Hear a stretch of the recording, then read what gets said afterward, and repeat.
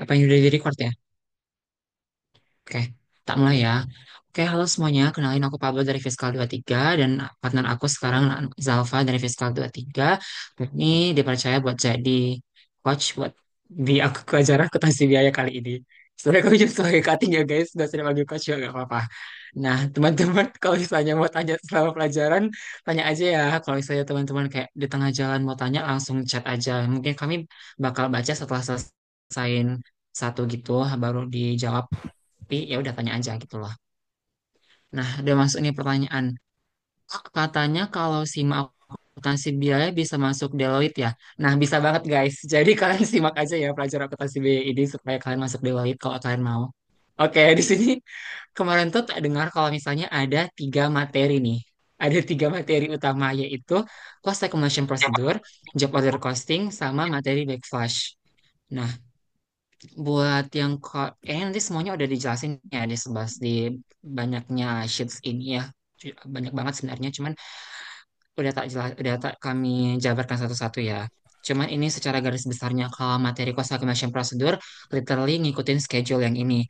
Nanti dimasukin ke DM, masukin ke DL, masukin ke FOH dan lain sebagainya. Kalau job order costing ini semua sama backflash. Aku mau tanya dulu dong, boleh boleh di chat atau boleh ngomong aja.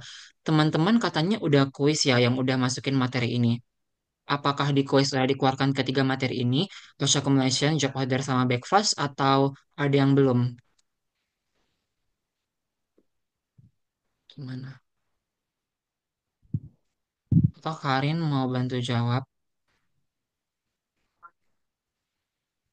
Kenapa tuh Elviar?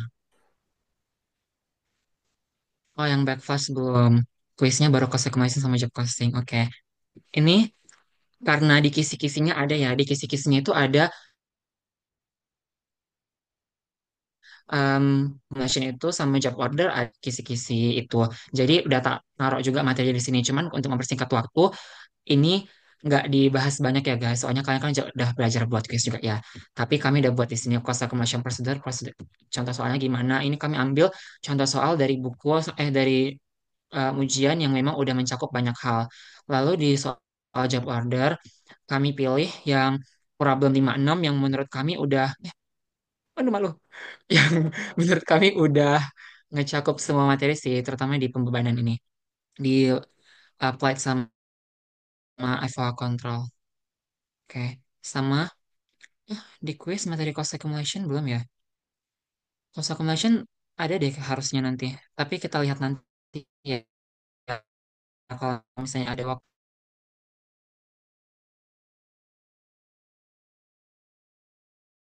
kita coba bahas. Makasih. Di stop, ngirim pesan.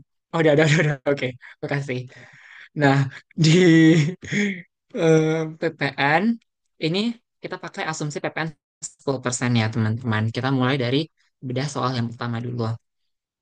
Oh, teman-teman di sini udah pada belajar kan periodik sama perpetual. Kalau misalnya belum, aku coba recall ya. Jadi di dalam pencatatan itu ada dua metode, periodik sama perpetual.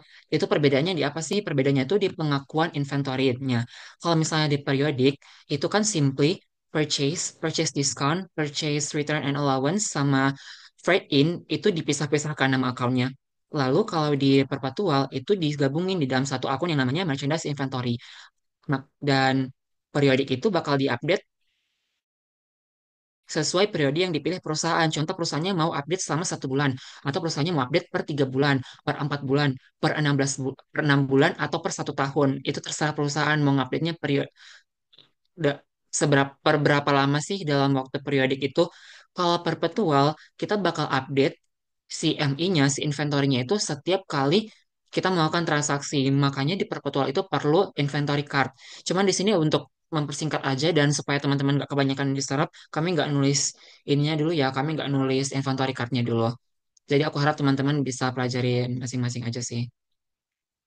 Nah, kita masuk ya ke transaksi yang pertama. Nih, dikatakan bahwa PT Trading membeli barang dagangan semen sebanyak 1.000 zak dengan masing-masingnya seharga 60.000 untuk persediaan secara tunai. Di sini teman-teman pasti udah tahu dong kalau misalnya dia dibeli untuk persediaan, kontra akalnya itu masih dia dibeli dengan apa. Contoh kan di sini aku tulis cash. Di sini kan aku tulis cash ya. Kalau misalnya nih aku tulis di sini building, nggak apa-apa nggak? Nggak apa-apa dong, karena kan kita masih nulisnya itu kontra akunnya dulu lah. Kita belum pindahin akun-akun ini ke dalam WIP atau work in process karena memang dia itu dibeli hanya untuk persediaan, bukan pembebanan ke proses produksinya. Kayak gitu. Aku kembaliin dulu ya ke cash. Nah, jadi seperti yang tadi aku udah bilang ya, perbedaannya itu kan di pengakuannya kan. Kalau misalnya di perpetual dicatatnya itu inventory sebesar 60.000. Kalau di periodik dicatatnya di pembelian atau purchase sebesar 60.000. Kemudian teman-teman kan udah dapat PPN ya. Nah, di PPN itu kan konsepnya selagi dia bukan yang dikecualikan dari objek PPN dalam pasal 4 ayat 1 atau bukan barang-barang atau jasa yang mendapatkan fasilitas pembebasan atau tidak dipungut sebagian atau seluruhnya dalam pasal 16B, maka dia akan selalu menghasilkan VAT input. Sekali lagi, kalau dia nggak masuk ke pasal 4 ayat 1, pasal pasal 4A, kalau dia nggak masuk pasal 4A, atau kalau dia nggak masuk ke pasal 16B, artinya dia akan selalu menghasilkan VAT input. Inilah akun itu. Di sini supaya mempermudah, kita udah tahu ya kalau misalnya sekarang kan PPN tarifnya itu 12% dengan tarif efektif itu 12% dari rumus 12% dikali 11 per 12, ya kan? Cuman untuk mempermudah aja, di sini kalian pakai asumsi PPN-nya masih 10% supaya angkanya itu gampang gitu loh, guys. Kalian tinggal pakai kalkulator aja kalau misalnya kalian mau pakai yang 11%. Nah, jadi setelah kita tulis inventorinya, kita beli barang berapa, 60 juta dari 1.000 kali 60.000, kita tulis VAT inputnya, yaitu 6 juta yang didapat dari 10% dari yang kita beli, harga yang kita ini, harga barang aslinya. Nah, cashnya itu adalah pertambahannya, karena kan PPN itu pemungutan ya, bukan pemotongan gitu. Buat soal yang nomor satu. Nah, soal nomor dua ini juga sama aja. Kita beli barang dagangan semen, harga masing-masingnya 60.000 untuk persediaan. Kita perbedaannya di sini cuman tadi kan dibeli secara cash, sekarang dibeli secara kredit di sini.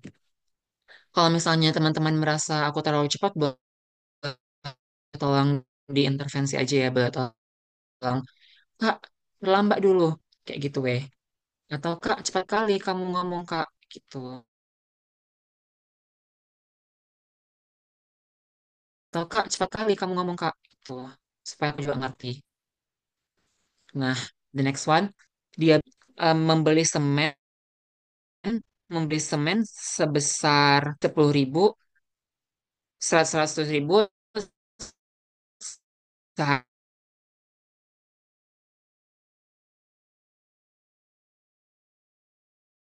seharga 50.000 untuk pembuatan spoon file.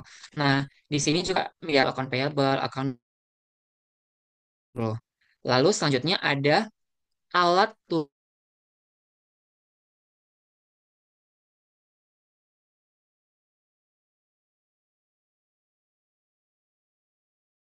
tulis kantor. Nah, di sini mark my words ya, ini adalah alat tulis kantor. Ya, biaya tidak langsung mau di sementara expense adalah yang dikeluarkan perusahaan tanpa secara tidak langsung memengaruhi proses di luar ini pabrik, ini kantor. Nah, setelah itu biaya tidak langsung yang terjadi untuk pabriknya untuk membuat si Vaseline ini. Sementara expense-expense itu adalah biaya-biaya yang keluar untuk ya pemenuhan proses bisnisnya aja gitu loh. Tapi kan dia nggak secara langsung kan memengaruhi si pembuatan Vaseline ini kayak gitulah.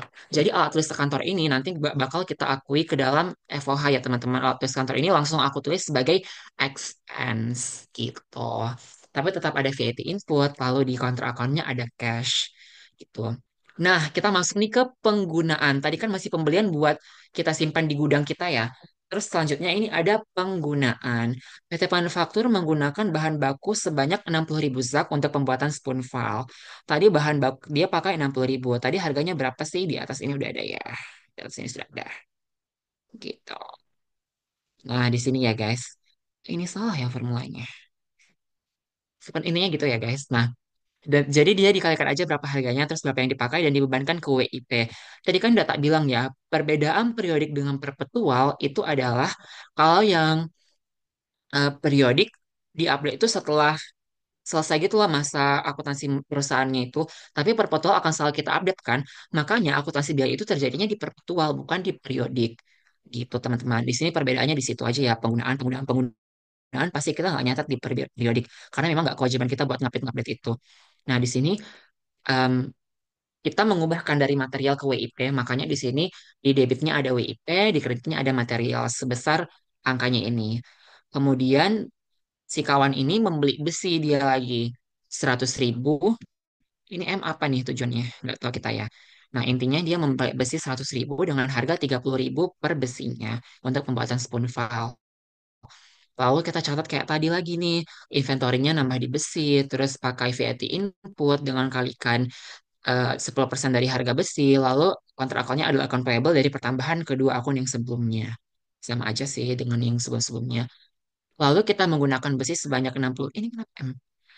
Kita membeli besi, kita menggunakan besi sebanyak 60.000, maka kontrakannya itu adalah materials ya. Jadi WIP pada materials sebesar 60.000 dikali harganya. Lalu menggunakan tenaga kerja. Menggunakan tenaga kerja ini berarti apa? Direct labor. Karena dia direct labor, makanya dia langsung masuk ke WIP, work in process. Oh, WM itu buat meter say rupanya. Maaf ya. Ini karena ini rupanya M itu meter. Nah, ini dia ya guys. Udah, udah, cus ya. Cus lanjut. Cus kita lanjut ke em, bahan pembantu. Bahan pembantu artinya apa? Bukan pembantu apa ya indirect labor tapi bahan pembantu karena kan bahan. Jadi dia masuk ke FOH, factory overhead sebesar sekian. Itu tuh udah soal nih. Itu udah soal ya. Terus dia bilang nih, kalau PT Manufaktur secara aktual menghasilkan 100 pun file. Nah, kita masuk nih keterangan ya. Kita masuk. Standar rata-rata atau rendamen total biaya produksi 8,2 M menghasilkan 500, ini kayaknya 82 M ini belum masuk VAT tadi, nanti tak update lagi ya. Menghasilkan 500 unit. 500 unit nih katanya. Jadi apa sih yang mau dikasih sama soal ini?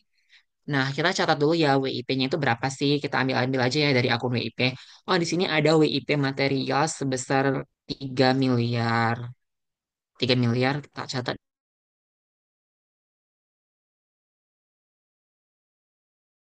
di sini. Bahan baku besi ada di ini sebesar. Kemudian ada direct labor dari WIP ini, WIP lama. Ini FOH-nya kayaknya belum. Oh enggak, ini FOH ini adalah semua bahan-bahan ini ya.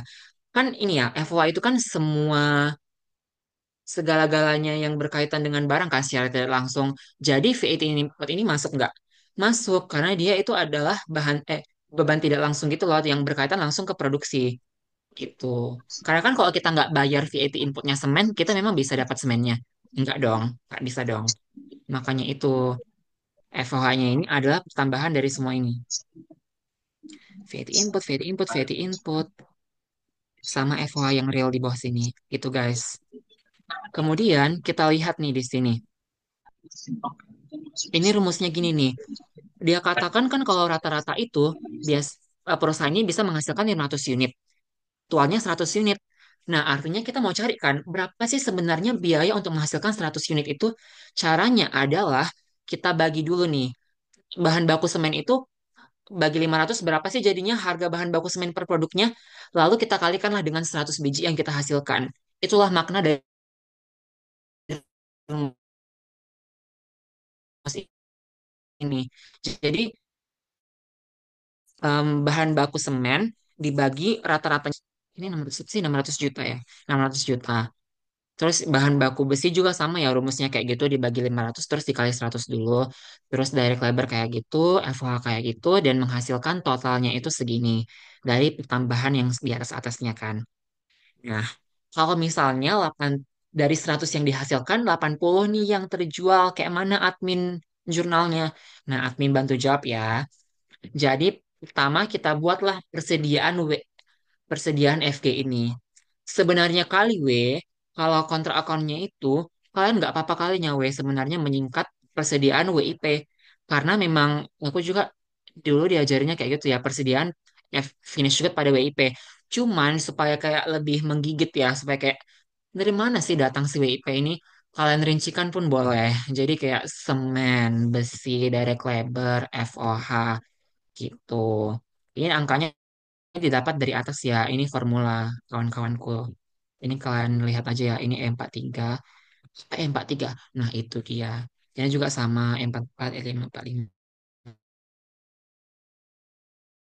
E56. Jadi ini pakai rumus yang di atas. Tapi cuma WIP itu, apanya sih WIP? Terjual 80 unit nih admin. Jadi kayak mana kita catatnya? Nah, dia kan harga finish good-nya itu, COGS finish good-nya itu, COGS atau HPP ya. Ini aku tulis dulu supaya tahu kalian bahasa Indonesianya. Nah, COGS atau HPP-nya itu kan sebesar sekian ratus miliar, guys. Nah, nah, dia itu kan, ingat, ini kan 1,8 ini kan untuk menghasilkan 100. 100. Tapi kan dia tuh cuma menjual 80 unit. Gimana tuh jadinya? Ya udah tinggal bagi aja nih si kawan ini 1,8 ini dibagi 100 dikali 80. Itulah yang 1,44 sekian ini weh. Nah, ini ini memang akalnya kalau kayak gini ya. Penjualan itu memang akalnya gini ya guys. COGS pada FG. Itu. Lalu kita masuk. Kata dia marginnya 20% dari HPP. Kita kayak mana kan lagi nih. Berarti kita kayak gini kan. Tengok, cashnya kita diamkan dulu bentar. Cashnya kita diamkan. Kita masuk dulu ke penjualan. Kayak mana rumus penjualan ini? Artinya kan ini ada HPP 100%. Dia mau marginnya 20%. Artinya kan tinggal kalikan HPP dikali 120% dong. 100% tambah si 20% marginnya itu. Itulah dasarnya, asalnya si rumus ini. Makanya 1,4 sekian dikali 120%. Lalu pasti kan ada VAT input, ada VAT output kan. VAT output itu penjualan. Kenapa sih kawan ini kena VAT output? Ya karena dia memang barang yang dikenakan objek PPN, barang yang merupakan objek PPN. Jadi tinggal 10% dikali si kawan ini 1,7.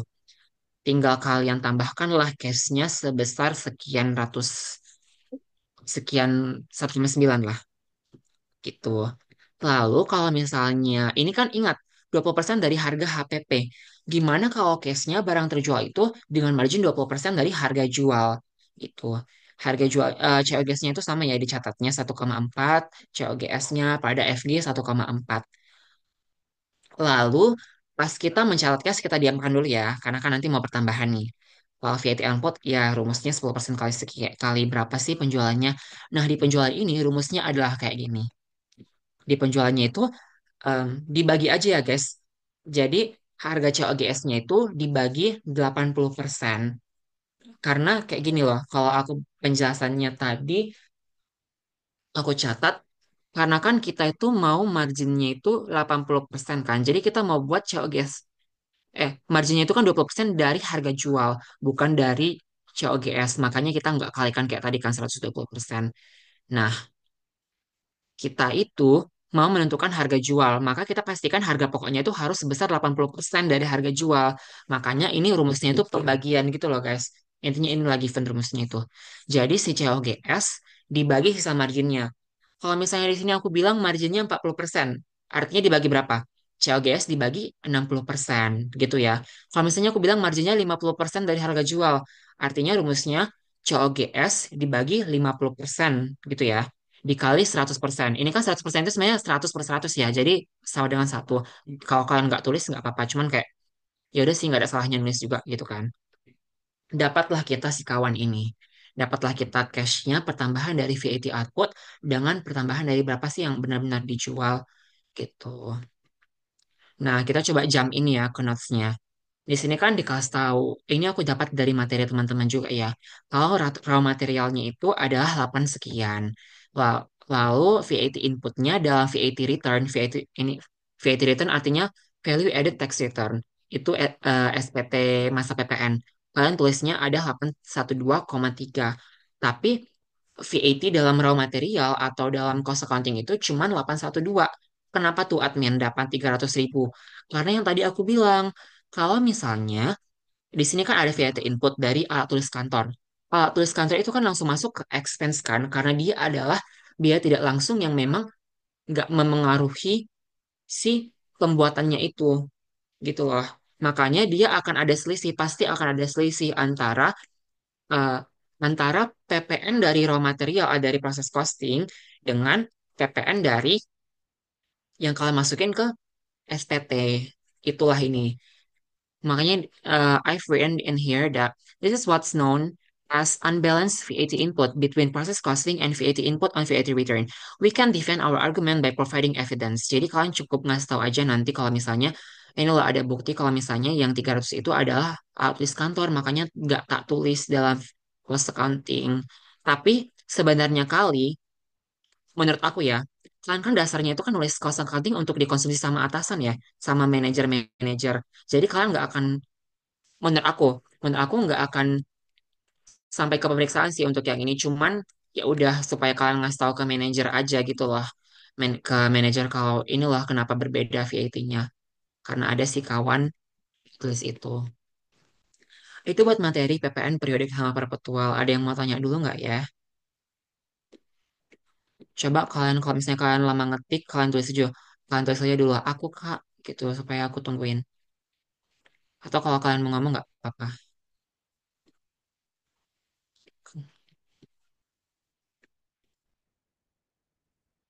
Oh, ini ada. Kak, aku mau nanya, katanya soal ini udah standarnya PwC ya? Udah, guys, udah. Jadi kemarin kami QC ke partner PwC buat ini. Enggak lah. Ini kami buat sendiri ya, guys. Cuman ya udahlah, terpercaya kok sumbernya. Ini ada yang nanya lagi. Kak, bisa nggak stop banyak omong dan ngejokes langsung ke materi? Oke, boleh, boleh. Ya udah lanjut ya, kita lanjut ke perlakuan PPh. Oke, saya kalian nggak mau bertanya, kita lanjut ke perlakuan pajak penghasilan ya. Karena di materinya ternyata ada juga nih perlakuan PPh. Di sini dibilangnya di soalnya, PT BUMN menunjuk CV rekanan untuk mengganda matching konsep itu di mana ya? Bentar ya guys, matching konsep. Apa? Matching cost against revenue. Oh ya, matching cost ini aku lupa bilang ya. Ini juga sama prinsipnya dengan matching cost against revenue gitu loh guys. Karena kan cost yang keluar memang VAT input yang keluar buat proses WIP itu kan hanya yang ini ya 812. Jadi dicatatnya cuma 812. Gak bisa kita catat 812,3 karena yang tiga itu adalah expense di luar yang berkaitan dengan WIP. Kayak gitu. Boleh sih, bentar ya aku. Desti ini boleh langsung atau Karin ini boleh langsung tak kirim di ini enggak? Langsung tak kirim di pesan materinya. Boleh Kak, boleh Kak. Oke, nanti tolong ini ya, tolong tambahkan juga di tempat kamu. Oke Kak. Oke, guys. Everyone in meeting. Ini ya, udah ya, udah tuh kita tak kirim. Oke, kita masuk ke perlakuan PPh dulu ya sebelum kalian marahin aku. Nah, ini wow, banyak banget nih, 500 juta orang langsung masuk. Oke, makasih ya guys. Nah, kita masuk ke questions ya. Katanya, PT BUMN menunjuk CV rekanan untuk menggandakan buku agenda 2023 senilai 100 juta. Jadi kita tahu ya kalau misalnya CV rekanan ini bergerak di bidang percetakan. Wah, lalu pertanyaannya, A, apakah transaksi di atas merupakan transaksi barang atau jasa? Jadi ada pilihan kan, mau ini sebenarnya kita kategorikan transaksi barang atau kita kategorikan transaksi jasa. Lalu pertanyaan B, bagaimana isu pajak atas transaksi di atas? Kita masuk ya ke yang pertama. Yang A, untuk menentukan transaksi ini barang atau jasa, ini jawabannya. Karena transaksi bisnis ini mengacu ke kesepakatan antara para pihak, yaitu PT, BUMN, dan CV rekanan, maka transaksi di atas dapat dianggap untuk dua opsi. Yang pertama, transaksi barang berupa penjualan buku, atau B, atau yang kedua, transaksi jasa berupa jasa percetakan. Penentuan jenis transaksi ini dilihat berdasarkan kontrak yang dibuat. Karena berdasarkan pasal 1320 UU, UU Ketentuan Umum Hukum Perdata, Dalam angka satunya dikenal istilah freedom of contract yang berarti jenis kontrak disesuaikan berdasarkan kesepakatan para pihak selagi tidak melanggar hukum. Jadi jawabannya tuh kayak gini ya guys. Kan nggak tahu sih kalau misalnya soalnya bakal keluar literally kayak gini. Cuman kalau misalnya kalian mau hafal ini udah pakem sih. Kalau misalnya kita mau ditanya untuk menentukan sebenarnya ini transaksi barang atau jasa sih, ini kan kita harus mengacu ke kontrak ya. Nah, kontrak itu kan dibuat sesuai kesepakatan antara PT BUMN atau PT Sivir Kanan. Mereka itu mau direkam transaksinya sebagai penjualan buku, penjualan barang berupa buku atau penyerahan jasa berupa jasa percetakan. Pilihan itu ditentukan nanti berdasarkan implikasi pajak yang akan kami jelaskan di bawah. Tapi di antara pembentukan kontrak itu adalah konsep yang bernama freedom of contract yang tadi udah tak jelasin. Gitu. Jadi kalian bisa hafal aja ini konsepnya kayak gini ya. Cuman kalau misalnya kalian kayak ya udah kak aku nggak perlu kayaknya dasar hukumnya nggak apa-apa banget. Yang penting kalian udah mention freedom of contract. Karena ya memang ini akan kita kan tidak biasa ya di pajak itu kasih asumsi-asumsi gitu. Gitu. Lalu untuk yang perlakuan pajaknya nomor satu Zalfa gimana? Oke, tadi kan udah dijelasin ya sama Pablo kalau misalnya yang pertama itu bisa dianggap sebagai transaksi penjualan barang kepada BUMN. Dan teman-teman perlu ingat juga transaksi penjualan itu nggak cuma berkaitan sama PPN, tapi dia juga ada berkaitan sama PPH. Karena kan PPH nggak cuma tentang pemotongan, tapi ada yang namanya pemungutan juga. Nah, itu di pasal 22. Nah, transaksi penjualan barang ini juga kan dikenakan PPH pasal 22. Ini bisa dilihat juga sama teman-teman di PMK 34 tahun 2017 pasal 1 ayat 1 huruf E angka 1. Ini bisa dilihat di SSN yang udah kita taruh juga. Jadi badan usaha tertentu atau badan usaha milik negara itu merupakan badan usaha sampai dipisahkan. Jadi eh, badan usaha milik negara ini ketika dia melakukan transaksi kepada pihak lain, dia tuh otomatis akan menjadi pemungut PPh dua-duanya. Jadi kalau misalnya kalian bertransaksi nih, walaupun kalian pemungut, kalian tuh sebenarnya pemungut, tapi ketika kalian transaksi sama bendahara pemerintah, transaksi sama BUMN, ini perlu digarisbawahi juga kalau misalnya bendahara pemerintah sama BUMN itu dua lembaga yang berbeda. Karena bendahara pemerintah itu nanti ada di artinya di lain terminologi lagi. Jadi kalau misalnya kalian transaksi dengan istilahnya pihak-pihak pemerintah, pasti akan mereka yang mungut, jadi bukan kalian gitu. Jadi karena ini transaksinya sama BUMN, makanya transaksi ini akan dipungut oleh BUMN sebesar 1,5%. Nah, tarif ini sebenarnya bisa teman-teman lihat juga di artikel yang udah kita masukin juga. Di nanti teman-teman bisa klik di angka 1 aja, itu udah kita masukin artikelnya. Lalu DPP-nya itu harga pembelian tidak termasuk PPN. Nah, ini perlu digarisbawahi juga, harga pembeliannya itu tidak termasuk PPN. Nah, karena asumsinya ini adalah, kita kan tadi asumsinya itu jumlah bruto pembelian bukunya itu 100 juta ya. Kita kalikan, kita bikin dua asumsi. Yang pertama itu asumsi brutonya itu tidak termasuk PPN. Dan yang kedua, asumsi brutonya itu sudah termasuk PPN. Jadi yang pertama, ketika brutonya itu udah tidak termasuk PPN, berarti gampang tinggal kita kalikan dengan tarif PPh 22 atas transaksi dengan BUMN yaitu 1,5%. Jadi PPh terutang pasal dua-duanya itu sekitar 1.500.000. Nah, untuk asumsi yang kedua, kita asumsikan brutonya itu termasuk PPN. Berarti kita harus keluarkan dulu PPN-nya. Caranya gimana? Ini diasumsiin lagi kalau misalnya PPN yang kita pakai itu PPN 10%, biar kita gampang hitungnya.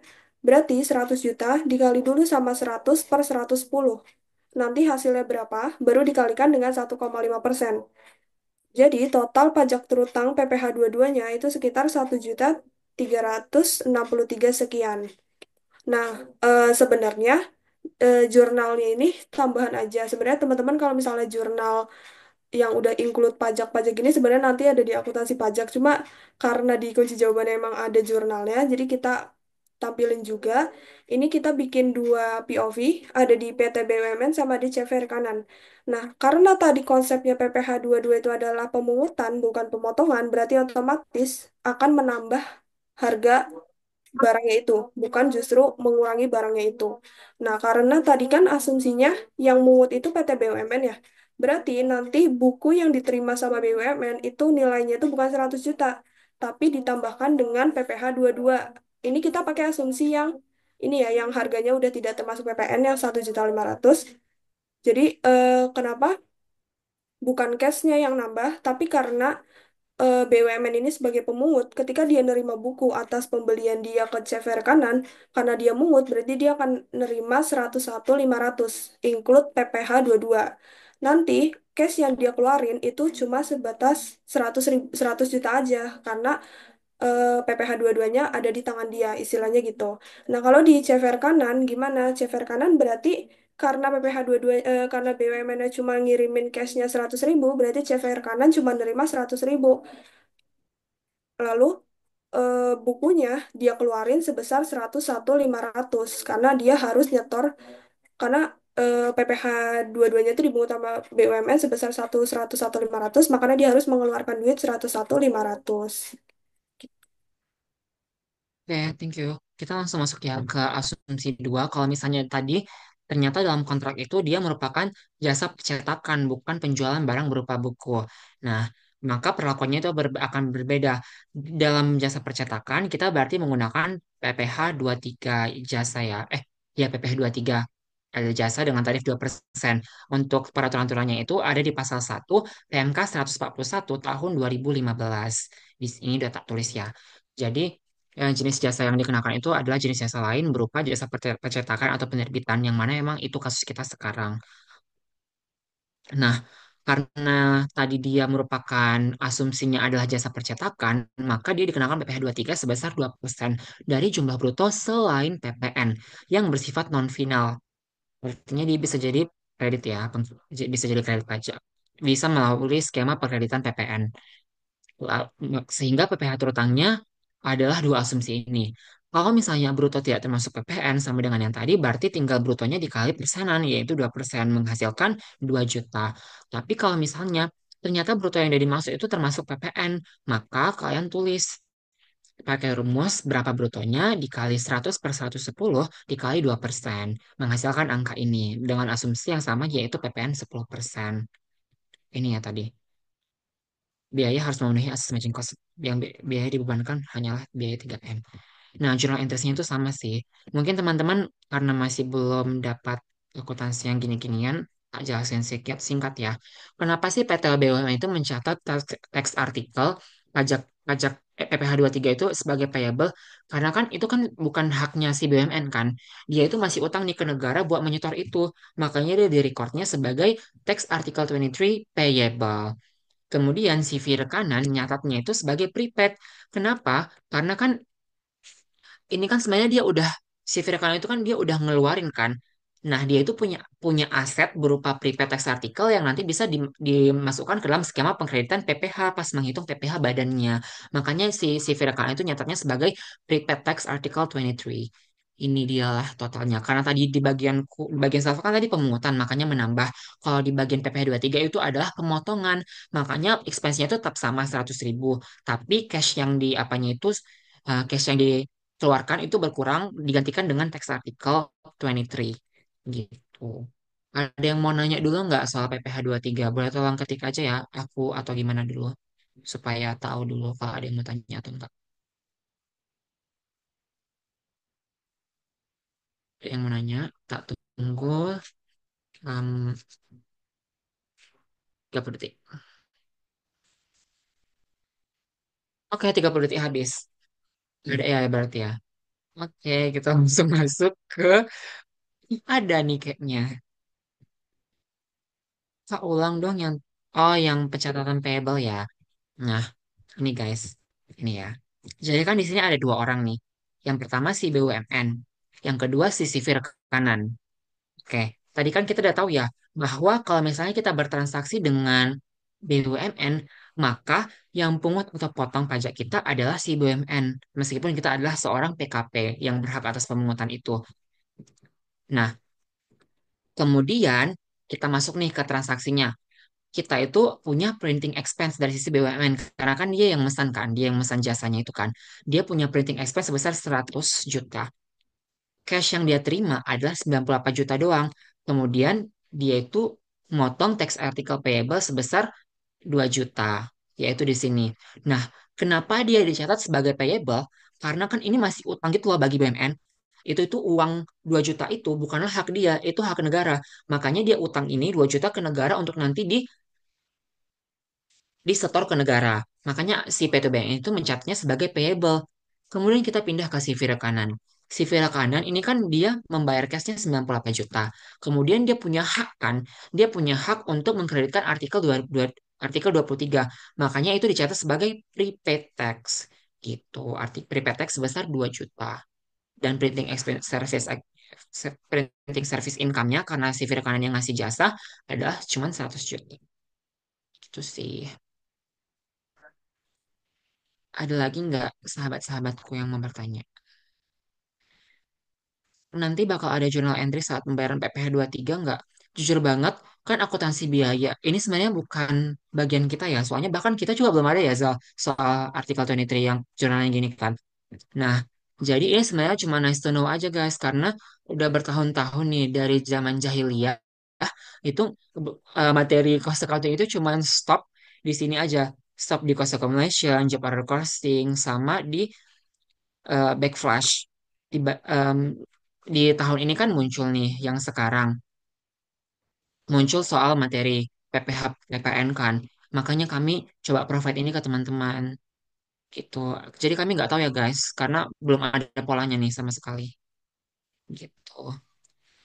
Kan kayak PPN masukan ya karena oh oke Kak, sama si private CV private CV rekanan kan kayak PPN masukan ya, cuman kayak ini konteksnya. Yes, yes, you are correct, you are correct. That's the concept. Ada lagi yang mau bertanya? Kita tunggu. Ini beneran ya? Ini beneran di 30 detik. Ini beneran di 20 detik deh. Ya. Oke, udah habis waktunya. Lanjut aja, Zal. Aku coba ini ya, stop share ya. Nanti kalau misalnya teman-teman mau nanya, boleh jam in aja di akhir-akhir. Atau misalnya teman-teman mau ngechat aku atau ngechat Salva juga boleh aja ya. Aku stop share dulu ya, lanjut ke Salva.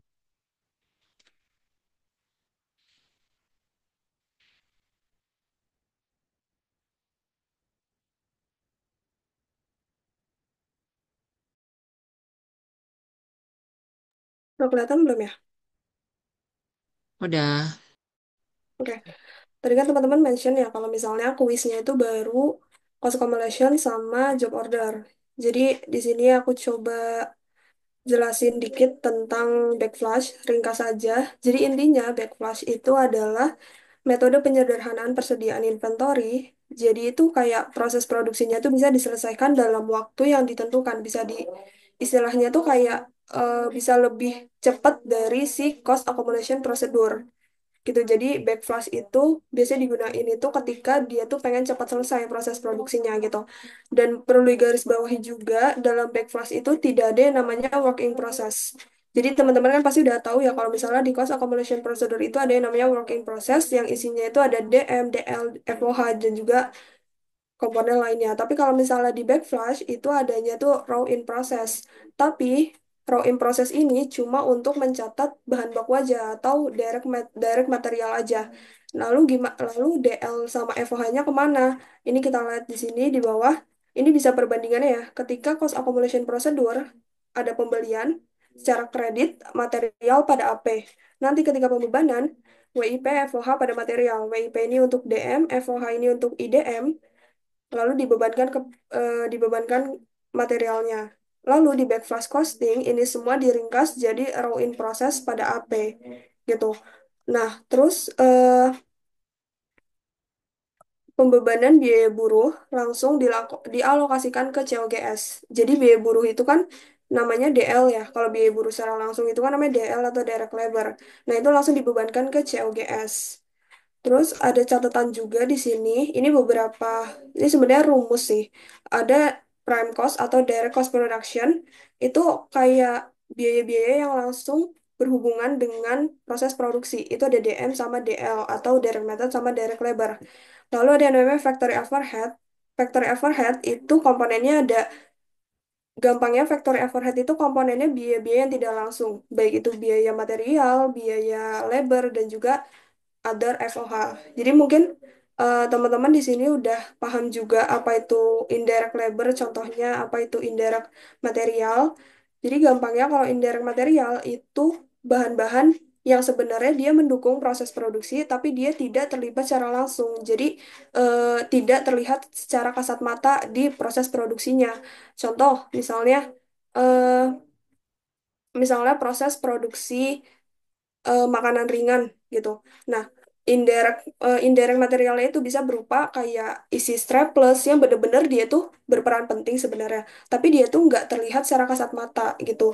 Nah, untuk indirect labor itu juga sama. Jadi dia tuh buruh yang sebenarnya dia tuh berpengaruh terhadap proses produksi, tapi dia nggak bisa dikatakan dia tuh berperan langsung. Contohnya kayak misalnya dalam sebuah pabrik pasti ada yang namanya security untuk menjaga pabrik tersebut.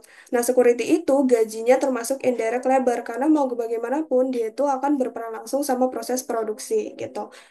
Dan ini yang akan masuk di apa ya, bisa dibilang kayak biaya baru di backflash itu yang ini. Ada yang namanya conversion cost atau biaya yang mengubah bahan baku menjadi produk. Jadi, kenapa di sini nggak muncul DM? Karena conversion cost ini biaya yang benar-benar berperan untuk mengubah si DM-nya. Jadi ada DL sama FOH-nya. Manufacturing cost harusnya udah ada di cost accumulation procedure. Jadi ini kita langsung aja kali ya mulai biar nggak pusing. Oke, ini aku ambil dari soal UTS tahun-tahun sebelumnya. Mungkin kita mulai dulu. Saya Manufacturing Co. memproduksi barang yang memiliki masa proses sangat singkat, sehingga manajemen memutuskan untuk melakukan backflash costing. Seperti yang udah aku bilang ya, kalau misalnya eh, proses produksi ini itu pengen dilakukan secara singkat, mereka itu mostly akan melakukan backflash. Jadi akumulasi biayanya sebagai berikut.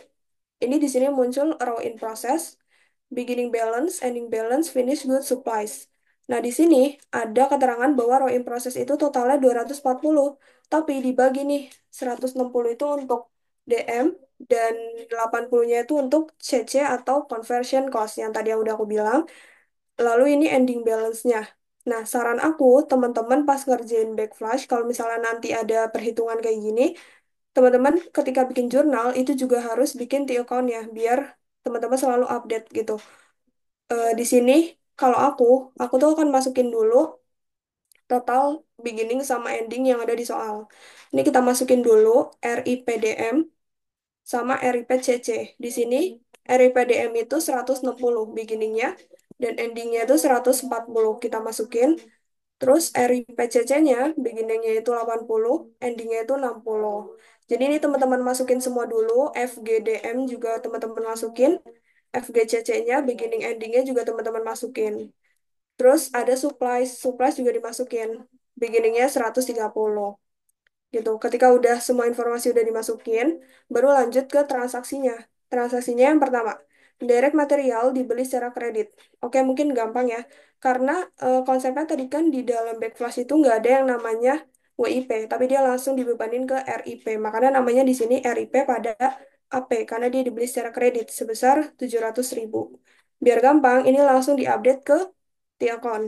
Ini huruf A, 700.000, lalu akan muncul AP di kredit karena dia dibeli secara kredit. Kita update di sini 700.000. Terus transaksi kedua, total payroll sebesar 500 dialokasikan sebagai berikut. 200 untuk direct labor, 150 indirect labor, marketing salaries 100, dan administrative salaries 50. Ini tuh pengalokasian itu sama aja kayak pembebanan. Kalau misalnya teman-teman di cost accumulation procedure, kan kalau di cost accumulation procedure ini DL ini ditulisnya WIP ya. WIP strip DL atau WIP juga bisa langsung. Tapi kalau di backflash dia dibebaninnya ke COGS. Makanya di sini aku tulisnya COGS DL dan FOH IDL Marketing Salaries Expense, Administrative Salaries Expense. Kita masukin aja angkanya, lalu dibebaninnya ke payroll sebesar 500. Ini bisa langsung teman-teman update juga di T-account-nya. COGS 200, FOH 150. Ini FOH 150, COGS-nya 200. Lalu payroll-nya 500. Payroll 500 di debit. Sebenarnya untuk marketing salary sama administrative expense ini, itu teman-teman bebas sih mau bikin di account-nya apa enggak. Karena sebenarnya dia tuh nggak terlalu mempengaruhi transaksi yang ada di jurnal ini. Jadi karena takutnya text time ya, jadi makanya aku nggak tulis untuk di akun dua akun ini. gitu. Oke, kita lanjut dulu di transaksi yang C. Kalau misalnya kecepatan bilang aja ya guys. Transaksi yang C, indirect material dalam kurung supplies yang dipergunakan dalam produksi senilai 120.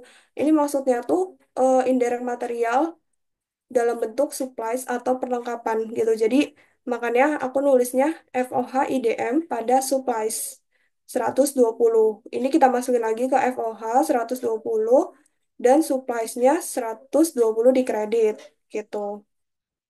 Lalu yang D, biaya penyusutan 20 dan asuransi 10 dibebankan ke FOH.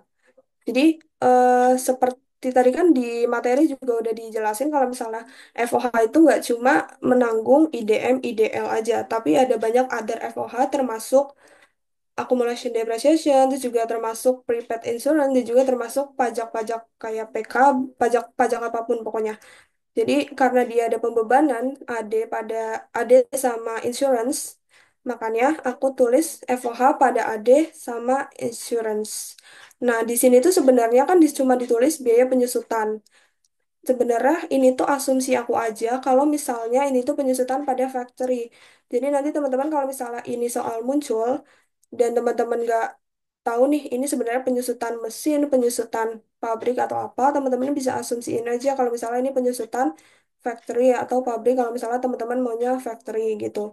Lalu kenapa ini aku catatnya prepaid insurance? Karena aku mikirnya gini sih, mereka tuh udah bayar asuransi nih, udah dibebanin ke FOH perusahaan mereka, tapi asuransi itu belum mereka gunain gitu, jadi akan dicatat sebagai prepaid gitu. Ini bisa langsung diupdate juga FOH-nya 30, lalu akan masuk ke AD factory-nya juga 30, 20 sorry. Terus prepaid insurance 10. Prepaid insurance aku sebenarnya nggak bikin T-Account-nya ya, kayaknya lupa deh, maaf ya guys. Tapi kalau misalnya teman-teman mau bikin juga nggak apa-apa. Kalau misalnya nggak mau bikin juga nggak apa-apa, karena ini nggak mempengaruhi signifikan banget. Lalu yang macam-macam FOH dibayar tunai. Jadi maksudnya tuh kayak biaya-biaya FOH itu dibayar tunai sama perusahaan atau kayak dikeluarin sama perusahaan gitu. FOH pada cash 40 dicatat juga langsung di T-account-nya. Yang F, total FOH dibebankan ke perkiraan COGS. Nah, sebenarnya total FOH diperkirakan ke COGS, berarti itu maksudnya eh, FOH itu kan biaya-biaya yang tidak langsung ya, dan itu dibebankan ke COGS secara langsung. Karena kan tadi kan di materinya juga, kalau misalnya, tadi udah aku sebut di sini, kalau misalnya, nih, FOH dan WIP, COGS itu langsung dibebanin ke COGS. Sorry, maksudnya direct labor, FOH itu langsung dibebaninnya ke COGS. Makanya di sini ada pembebanan ke COGS atas FOA-nya. Nah, kalau misalnya pembebanan ke COGS, berarti tandanya ada COGS yang ada barang yang masuk ke COGS. Makanya COGS-nya itu di debit. Nah, karena barang udah masuk ke COGS, otomatis FOH-nya akan berkurang. Makanya FOH-nya itu akan dikredit. Karena FOH itu konsepnya itu sama dengan expense yang normal balance-nya itu ada di debit gitu. Jadi macam FOH itu diperkirakan dibebankan ke perkiraan COGS, jadi COGS pada FOH. Tarifnya dapat dari mana? Itu aku dapat dari sini. Tadi kan kita udah update ya dari transaksi B, C, D, E, seluruh biaya FOH, kita jumlahkan, itu jadi hasilnya segini nih, 340. Nah, 340 ini yang akan dibebankan ke COGS, makanya kita catat di sini 340. Lalu COGS-nya kita samain 340, kita taruh di Tiokannya COGS gitu. Lalu yang transaksi G, komponen direct material pada perkiraan finish good di backflash dari perkiraan raw in process. Istilahnya di backflash itu gampangnya sama kayak dibebankan atau dipindah serahkan gitu. Jadi eh, barang yang udah selesai nih, udah selesai diproses, akan dipindahkan atau dibebankan ke finish good. Jadi di backflash itu sama aja konsepnya. Jadi makanya ada barang nih, barang yang udah selesai diserahkan ke finish good. Berarti kan ada barang masuk ke finish good, makanya finish goodnya di debit. otomatis RIP-nya itu akan berkurang, makanya akan ada di kredit gitu. Nah, ini 720 dari mana? 720 itu aku dapat dari, sorry, aku dapat dari sini. Kenapa aku pakainya DM? Karena DM itu kan direct material ya. Jadi yang otomatis akan digunakan dalam proses produksi itu direct material. 120 ini dapat dari sini. Beginning ditambah transaksi A, pembelian dikurangi sama ending. Itu akan jadi berapa sih barang yang selesai diproduksi itu. Karena kan di sini nggak ada yang namanya WIP ya. Kalau misalnya di cost accumulation procedure kan ada WIP. Jadi kalian ngeliatnya di WIP. Tapi kalau di sini kalian ngeliatnya di RIP DM. Nah, 720 ini adalah barang yang selesai diproduksi. Jadi kita taruh di sini 720, FG-nya juga 720. Kita masukin ke FGDM-nya, di akunnya FGDM 720 itu. Terus untuk transaksi H, komponen direct material pada perkiraan COGS di backflash dari perkiraan finish good. Jadi tadi kan 720 ini udah ada di finish good. Tapi ternyata ada nih yang udah terjual sehingga dibebankan ke COGS. Gitu. Jadi dari finish good dibebankan ke COGS. Tapi nominalnya itu belum tentu sama karena harga yang barang yang udah selesai diproduksi sama barang yang terjual itu belum tentu sama. Gitu. Jadi buat ngeliat berapa sih yang sebenarnya terjual, itu bisa teman-teman lihat di FGDM. Kenapa di FGDM? Karena terakhir kan barang itu selesai di finish good. Cara nyarinya sama kayak tadi, beginning ditambah barang yang selesai berapa, dikurangi sama endingnya, itu akan dapat berapa sih barang yang berhasil terjual. Nah, barang yang berhasil terjual ternyata 780, berarti kita tinggal masukin 780 di kredit, lalu 780 juga di debit gitu. Ini kita update lagi di COGS-nya 780 gitu. Lalu yang I, pada akhir periode dilakukan penyesuaian atas biaya konversi pada perkiraan raw in process dan finish good. Jadi ini kan biaya konversi ya, yang tadi aku bilang conversion cost atau CC. Jadi, kalau ada penyesuaian terhadap biaya konversi, berarti kalian fokusnya ke T-account CCCC ini, RIPCC sama FGCC. Nah, cara nyari penyesuaian, gampangnya itu tinggal kalian kurangin aja selisih dari beginning dikurangi sama ending. Nah, di sini kan berarti penyesuaiannya 20 ya. Lalu FGCC-nya juga sama, beginning dikurangi ending, dan kebetulan mereka sama-sama 20. Gitu. Jadi, sama-sama dikredit. Nah, kenapa di sini COGS? Karena yang tadi aku udah bilang, kalau misalnya di backflash itu dia terkait sama DL, terus juga FOH. CC ini kan komponennya DL sama FOH ya. Itu dibebaninnya ke COGS, makanya COGS-nya di debit. Kreditnya itu 20 CC RIP sama FBCC-nya 20 gitu. Jadi 40-nya ini jangan lupa dimasukin lagi ke T-account-nya si COGS gitu. Lalu soal nomor 2, hitunglah COGS setelah penyesuaian. Sebenarnya, kalau kalian udah bikin T-account, enaknya kalian tuh udah dapet nih jawaban nomor 2 gitu. Kenapa aku bilang udah dapet? Karena kalian udah tahu setelah penyesuaian tuh hasilnya berapa. Jadi hasilnya itu adalah ending balance si COGS-nya. Karena 40 ini adalah penyesuaiannya, makanya ending balance-nya ini adalah COGS setelah penyesuaian. Jadi makanya aku nyaranin banget kalian nanti kalau misalnya ada soal ini, kalian sekalian bikin di account-nya walaupun nggak disuruh di soal gitu. Tapi kalau misalnya kalian mau nulis lagi, ini bisa kalian tulis lagi juga. COGS sebelum penyesuaian itu 1320 itu didapat dari 340 tambah 780. Adjustment-nya itu 40. Kenapa aku bilang adjustment? Karena dia tuh mencari berapa sih eh, conversion cost yang digunakan untuk memproduksi barang yang tadi selesai diproduksi sebesar 720 ini. Itu jadi penyesuaiannya itu 40, berarti COGS setelah penyesuaian ya itu tinggal ditambahin aja jadi 1360. Untuk backflash mungkin itu ada yang mau ditanyain dulu nggak?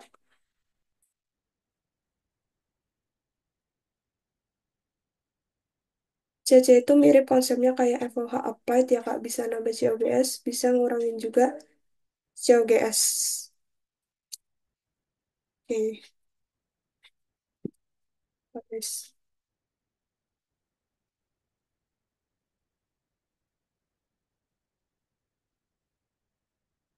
Ya, ya benar.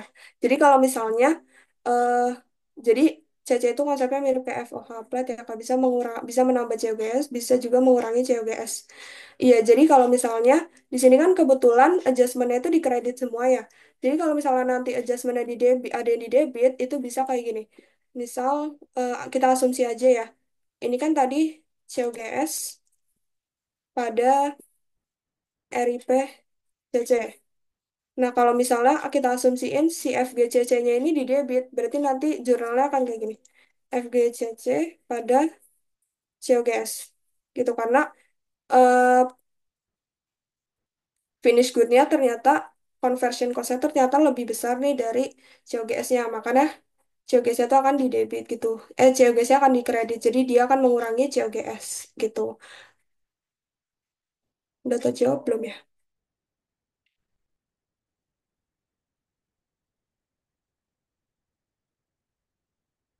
Oke, sama-sama.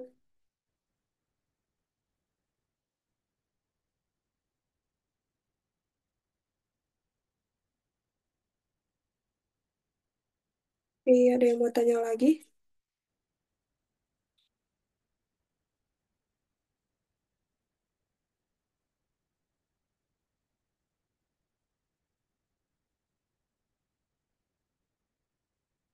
Nanti bisa sambil jalan aja ya kalau misalnya nanti baru ada pertanyaan. Kita lanjut dulu ke studi kasus tentang job order. Oke.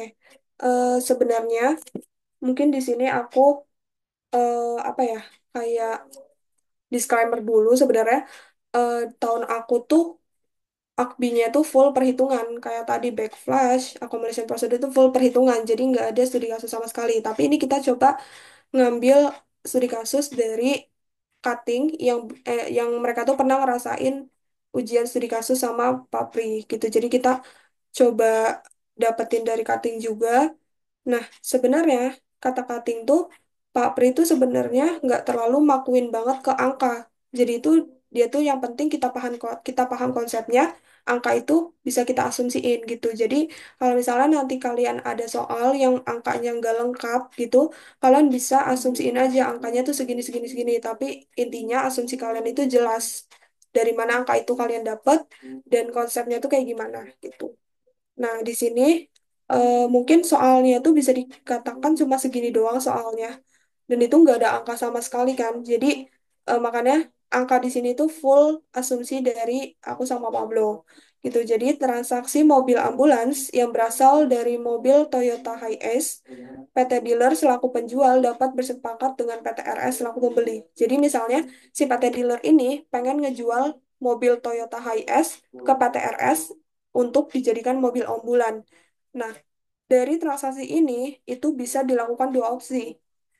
Opsi yang pertama, PT dealer ini akan menambahkan biaya-biaya untuk mengubah mobil Hiace tersebut menjadi mobil ambulan dengan cara menunjuk PT Karoseri selaku vendor.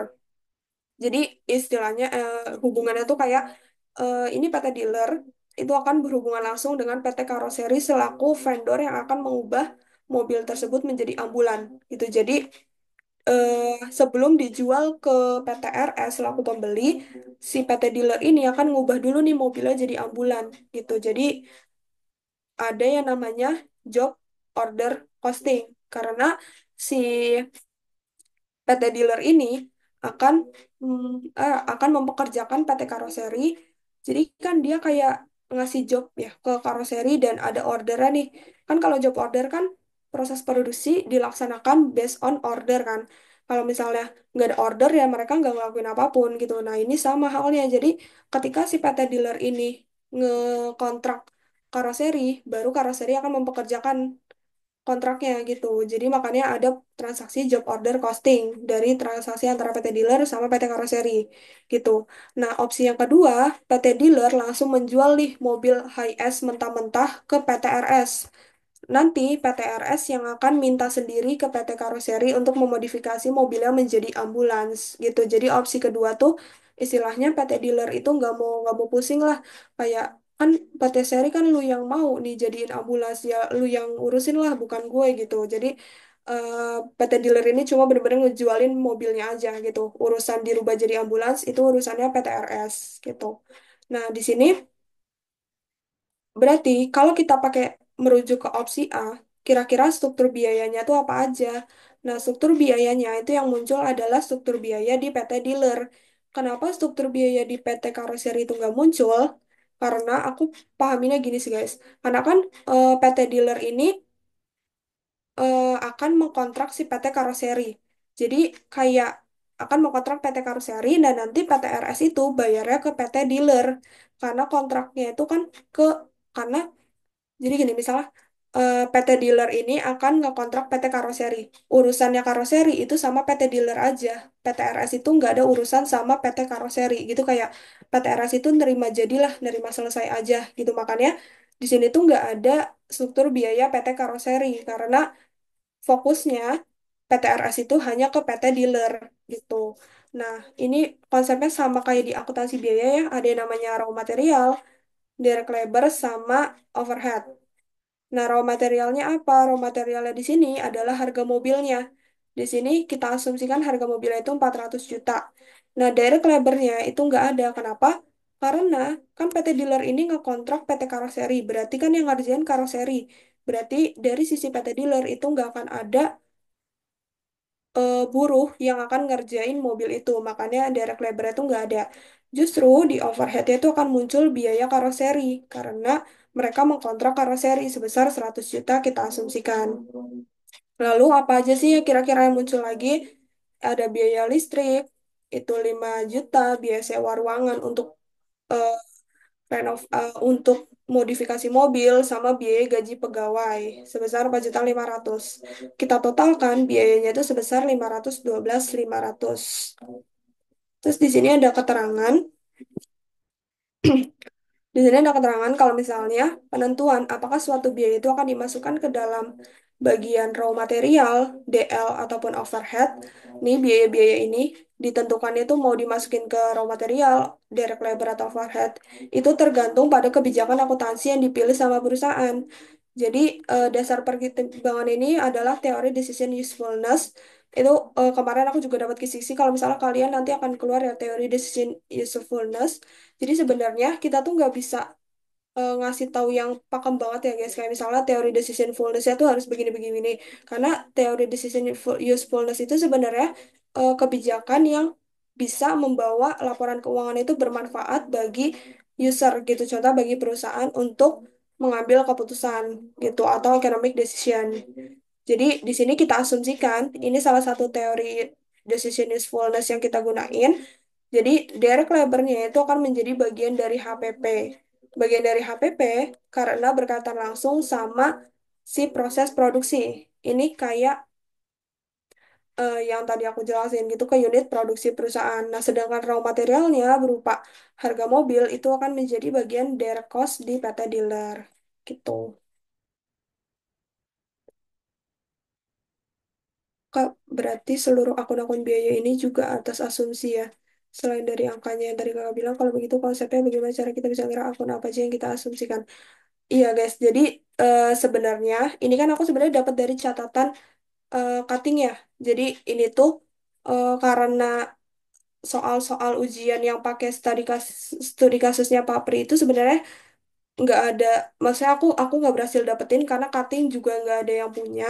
Jadi ini kita tuh pakai catatan cutting. Nah, kalian tuh nanti kalau misalnya ujian, kalau misalnya ada angka-angka yang ada nih disampaikan di ujian, itu kalian bisa pakai angka itu. Tapi kalau misalnya kira-kira angka itu kurang melengkapi, kalian bisa pakai angka asumsi kalian gitu. Nah, untuk mengirakan kira-kira akun biaya apa aja yang dimasukin, itu sebenarnya bisa kalian kira-kira sendiri sih guys. Kayak asumsinya misalnya kalau modifikasi mobil, kira-kira biaya apa aja sih yang diperluin. Kalau misalnya biaya renovasi rumah, kira-kira biaya apa aja sih yang diperluin gitu. Asal seluruh biayanya itu benar-benar make sense sama proses produksinya gitu.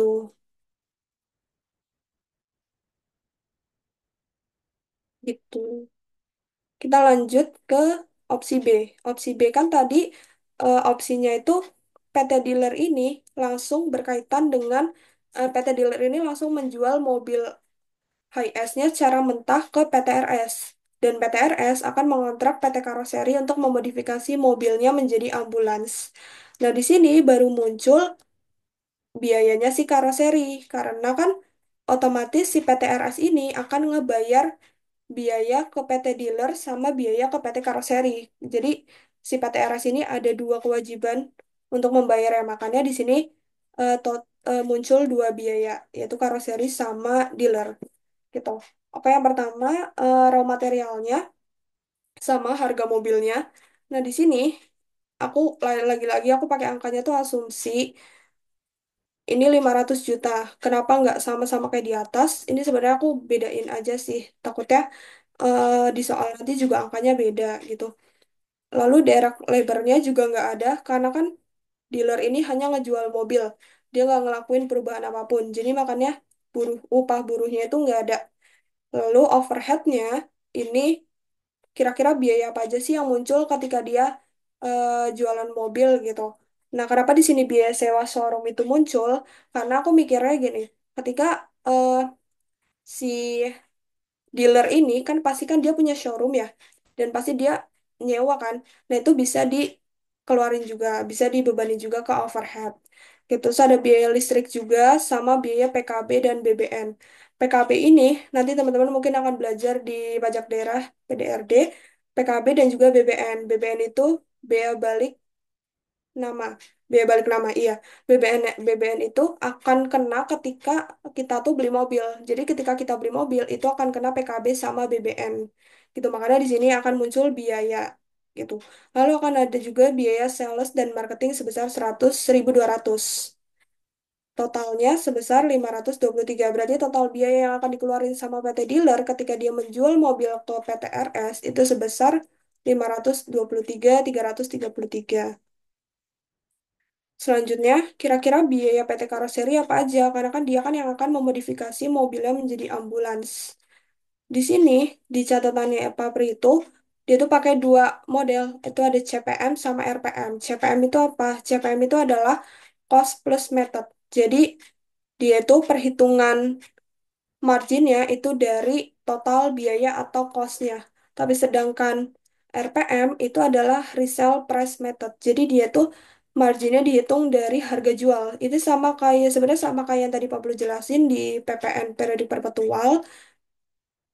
Jadi mungkin nanti caranya hampir-hampir mirip. Terus kita catat dulu nih RM-nya kira-kira apa aja. RM itu kan raw material ya. Berarti kira-kira apa aja sih material yang dikeluarin sama PT Karoseri ketika dia memodifikasi mobilnya menjadi ambulans. Ya, oke, yang pertama mungkin biaya cat, aksesoris mobil ambulans, biaya peralatan kesehatan, biaya ranjang, biaya tabung oksigen, dan lain sebagainya. Itu sebenarnya bisa masih banyak banget kalau teman-teman mau rinciin. Lalu direct labor-nya apa aja? Direct labor-nya berarti otomatis biaya upah buruh yang melakukan modifikasi gitu. Terus overhead-nya apa aja? Overhead-nya berarti biaya listrik dan juga biaya penyusutan pabrik, biaya PBB pabriknya, biaya pemeliharaan pabrik, biaya penyusutan mesin yang digunakan untuk memodifikasi mobil gitu. Nah, ini aku dapat dari mana? Sebenarnya angka-angka ini itu kita dapetin dari bawah. Jadi kita kerjain yang bawah dulu sebenarnya. Tapi kalau misalnya kalian mau nulis biaya-biayanya dulu nggak apa-apa. Cuma untuk nominal di sini itu kalian harus hitung di bawah dulu. Jadi dari opsi di atas, biaya karoseri di PT dealer itu sebesar 100 juta.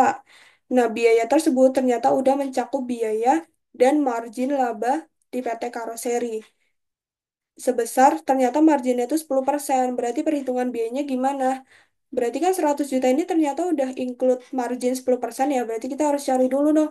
Berapa sih biaya sebenarnya belum terkena margin gitu. Kita pakai metode yang pertama. Itu ada metode cost plus method atau CPM. Itu dihitung marginnya dari total biaya atau cost-nya. Bisa dibilang kayak margin ini dikenakan dari COGS. Sama aja kayak misalnya yang tadi Pablo bilang itu. Nah, harga jualnya berapa? Harga jualnya kan tadi 100.000. Harga jualnya, 100 juta, sorry. 100 juta. Lalu total biaya exclude margin itu berapa? Berarti tinggal 100 juta dibagi 110%. gitu. Nah, berarti ternyata total biaya tanpa margin itu 90 juta nih.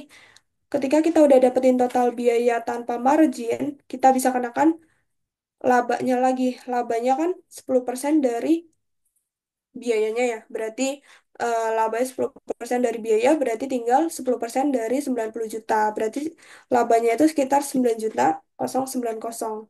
Ini kita taruh di sini. Kita taruh di sini. Lalu kita cari yang RPM. RPM berarti 10% dari harga jual. 10% dari harga jual, kita harga jualnya tadi kan 100 juta. Harga jualnya 100 juta, berarti berarti biaya berapa nih biaya dari karoserinya. Nah, kok beda nih cara perhitungannya? Karena gini guys, jadi eh yang tadi juga udah ini hampir mirip konsepnya yang tadi PPN periodik perpetual itu. Kan dia kan marginnya 10% nih. Berarti berapa sih biaya yang nggak terkena margin? Berarti kan sisanya 90% ya. Berarti makanya 90% dari 100 juta. Berarti biaya yang nggak terkena margin itu sebenarnya 90 juta. Berarti otomatis marginnya tinggal 10% dikali 100 juta itu 10 juta. Sebenarnya gampangnya kalau misalnya biayanya udah ketemu, itu nanti tinggal kalian kurangin aja sama harga jualnya. Itu nanti langsung dapat labanya. Sebenarnya gampangnya gitu. Cuma kalau misalnya kalian mau pakai persentase dikali laba 10% dari biaya itu juga boleh. Nah, ini kan udah ketemu nih ternyata eh biaya yang nggak terkena laba tuh berapa? Sebesar 90.000.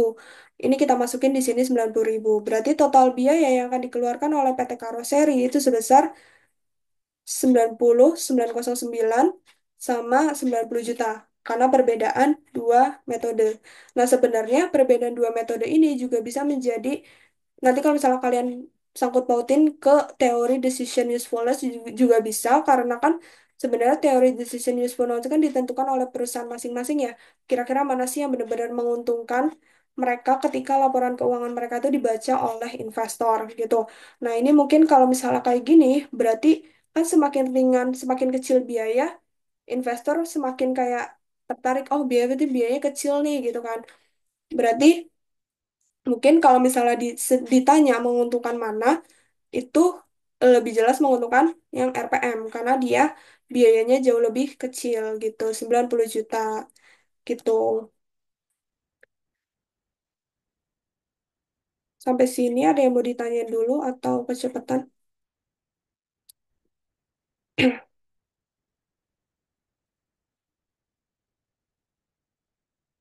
Oke, belum ada ya. Mungkin kita lanjut dulu. Ini asumsi lagi kalau misalnya PTRS itu menggunakan mobil ambulans sebagai bagian dari operasional rumah sakit. Karena sebagaimana kita ketahui, kalau misalnya mobil ambulan itu salah satu kendaraan yang sangat amat dibutuhkan dan sangat amat penting untuk di rumah sakit. Kira-kira gimana sih penentuan biaya atau costing system di PTRS-nya?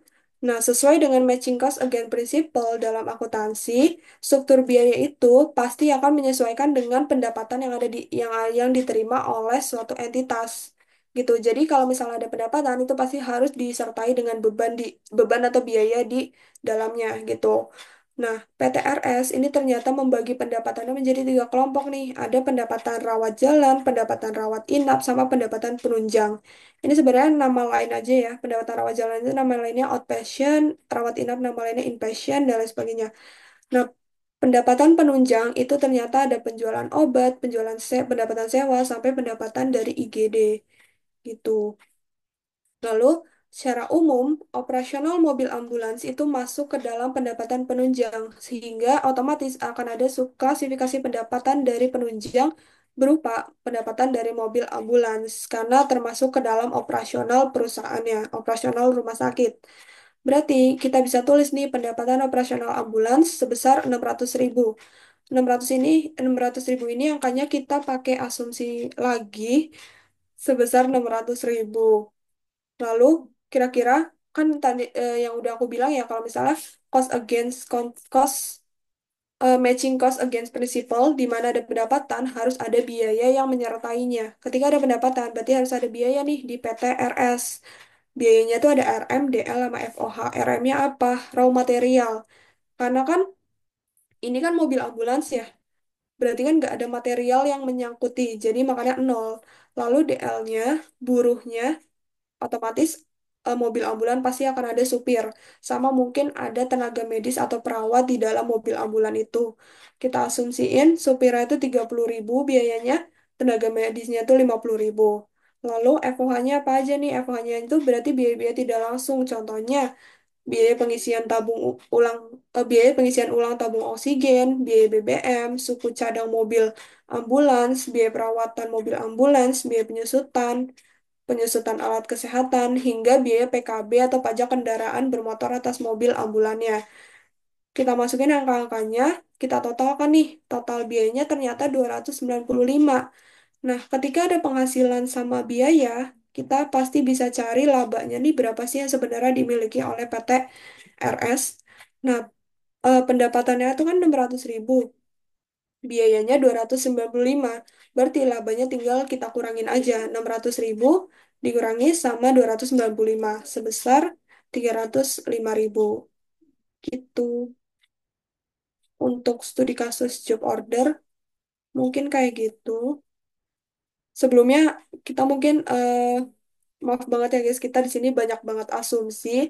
Karena sebenarnya dari studi kasus Pak Pri itu bener-bener kayak cuma narasi gini. Tapi nanti biasanya tuh kalau misalnya di ujian, Papri bakal ngasih angka kok. Maksudnya nggak bener-bener narasi doang, tapi pasti ada angka juga. Tapi karena ini kita dapetnya dari catatan cutting, tapi ini catatannya Papri, dan dia tuh cuma bener-bener narasi aja gitu. Jadi angka-angkanya ini bener-bener asumsi dari Pak Pri sendiri angkanya. Jadi ini bukan asumsi kita ya guys, ini asumsinya Pak Pri angka-angkanya gitu. Jadi kita cuma ngikutin dari asumsinya Pak Pri gitu. Jadi balik lagi kita bener-bener nggak tahu model soal Pak Pri itu polanya kayak gimana. Cuma pasti dia tuh konsepnya nggak bakal jauh dari materi yang udah dipelajarin gitu. Sampai sini mungkin ada yang mau ditanya dulu tentang job order.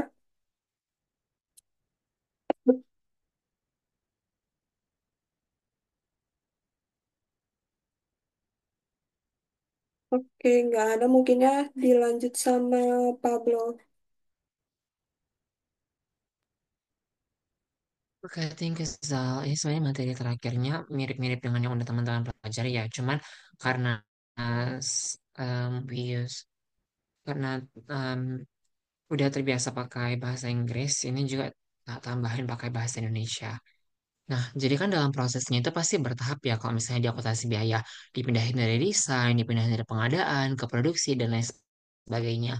Inilah proses akuntansi biaya itu dari mulai dari desain. Di sini desainnya kan direct materialnya nol, karena kan kita lagi mendesain barang nih. Ini case-nya kita lagi buat jeans dalam 1 bulan. Kita kan lagi mau ngedesain, artinya kan cuma perlu orang kan. Makanya di sini yang ada itu cuman direct labor untuk 10 orang 5 juta per bulan. Maka 5 jutanya dikali 10 itu 50 juta. Lalu ada pengadaan. Pengadaan itu artinya kan mau menyediakan barangnya kan. Di sini asumsinya adalah kita belum punya saldo awal supaya mempermudah aja sih karena kan ini mau summary ya. Ini saldonya sekian. Terus pembeliannya itu 2.500.000 per unit, maka inilah totalnya. Karena dia beli 10 bal. Jadi dari pembelian ada sekian. Lalu untuk masuk ke WIP kita pindahkan dari yang sebelumnya itu, dari gudang itu ada 330, lalu harganya itu ada 25 juta.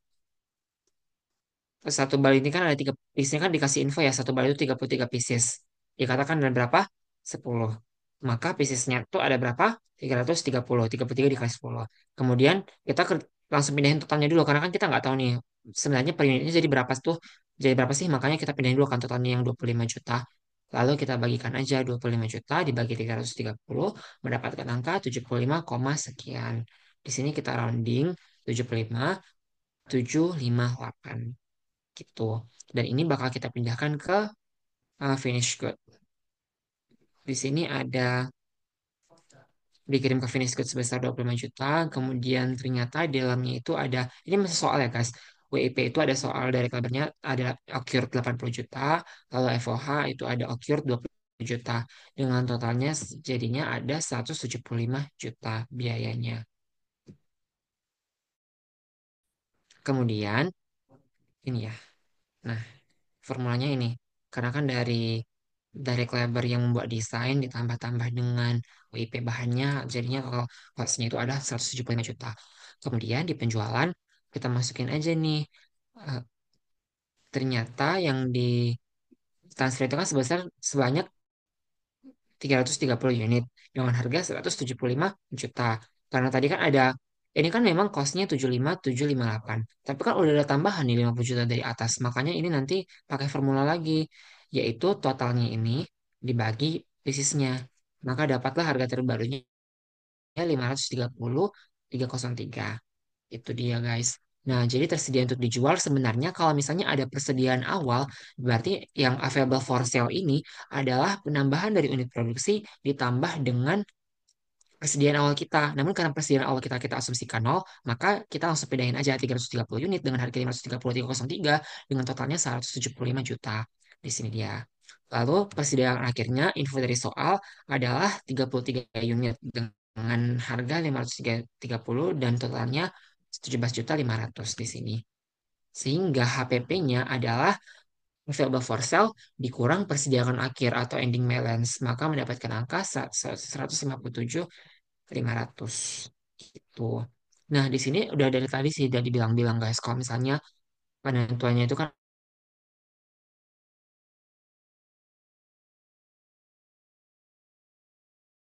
ada dua kan dari harga dari HPP atau dari harga jual. Rumusnya ini udah ada juga. Nah, dikatakan bahwa eh, bahwa satu potong celana jeans menggunakan kain dengan ukuran lebarnya 1,5 dengan panjangnya 1 meter. Dengan demikian, satu bal kain itu menghasilkan 50 meter. Jadi 33 potong. Nah, di sini ada transaksi penjualan. Ada transaksi penjualan itu,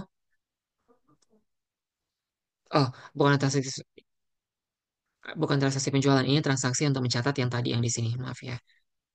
Untuk mencatat transaksi yang ini. Dia kan tadi pas desain dia ngebayar 50 juta untuk 10 orang.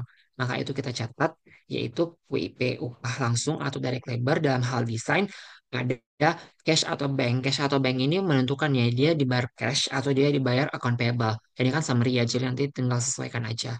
Lalu jurnal pembelian bahan bakunya di atas ini tadi. Pengadaannya 25 juta kan. Nah, itu persediaan raw material atau direct material berupa kain dan utang usaha ini diasumsikan berarti dia ngebayarnya pakai AP bukan ngebayar cash.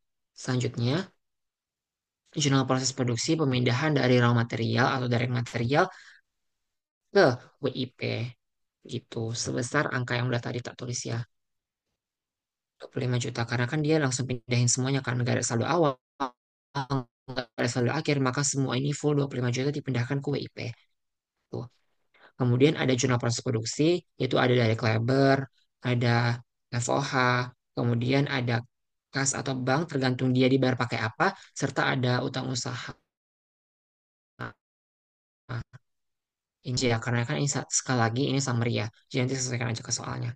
Kalau ada jurnal persediaan barang jadi, aku juga tadi udah bilang, sebenarnya kali akunnya itu bisa kalian tulis cuman FG pada WIP. Tapi supaya semakin spesifik teman-teman sadar gitu loh, sebenarnya dari mana sih datangnya angka WF finish good ini, maka teman-teman bisa rincikan WIP-nya satu per satu dari upah langsung, dari kain, lalu upah langsung saat proses produksi, serta factory overhead. Kemudian penjualnya ini dengan margin 20% dari HPP, maka kita mendapatkan cash atau account receivable pada penjualan celana atau sales revenue atau income itu. Nah, ini adalah pencatatan COGS-nya. Tadi kan udah tahu kan kalau kita ternyata cost-nya itu 157.500. COGS-nya atau HPP-nya. Maka itulah HPP pada FG, finish good. Itu adalah proses yang biasa. Gimana kalau ternyata dia backflash seperti yang tadi dijelasin sama Zalfa? Berarti ini aja langsung ditulis FG pada kreditnya kas atau bank saat membayar desain, lalu persediaannya, lalu kas atau bank saat membayar di unit pembuatan serta utang usaha. Karena kan tadi dibilang Salva juga ya kalau misalnya di Backflash itu nggak ada akun yang namanya WIP karena dia langsung pindah ke COGS atau ke FG. Gitu sih materi kita semuanya Akbi dalam sampai ke 20 jam 21.00 ini. Teman-teman ada yang mau nanya nggak atau teman-teman ada yang mau diulang nggak? Ada yang mau tanya? Atau kan di sini kan kami udah siapin soal cost accumulation sama soal job order costing. Ada yang mau dibahas nggak di antara dua ini salah satu aja untuk efisiensi waktu dan efektivitas saja. Gimana? Atau kalau misalnya kalian merasa cukup, boleh banget ya komen. Cukup admin gitu.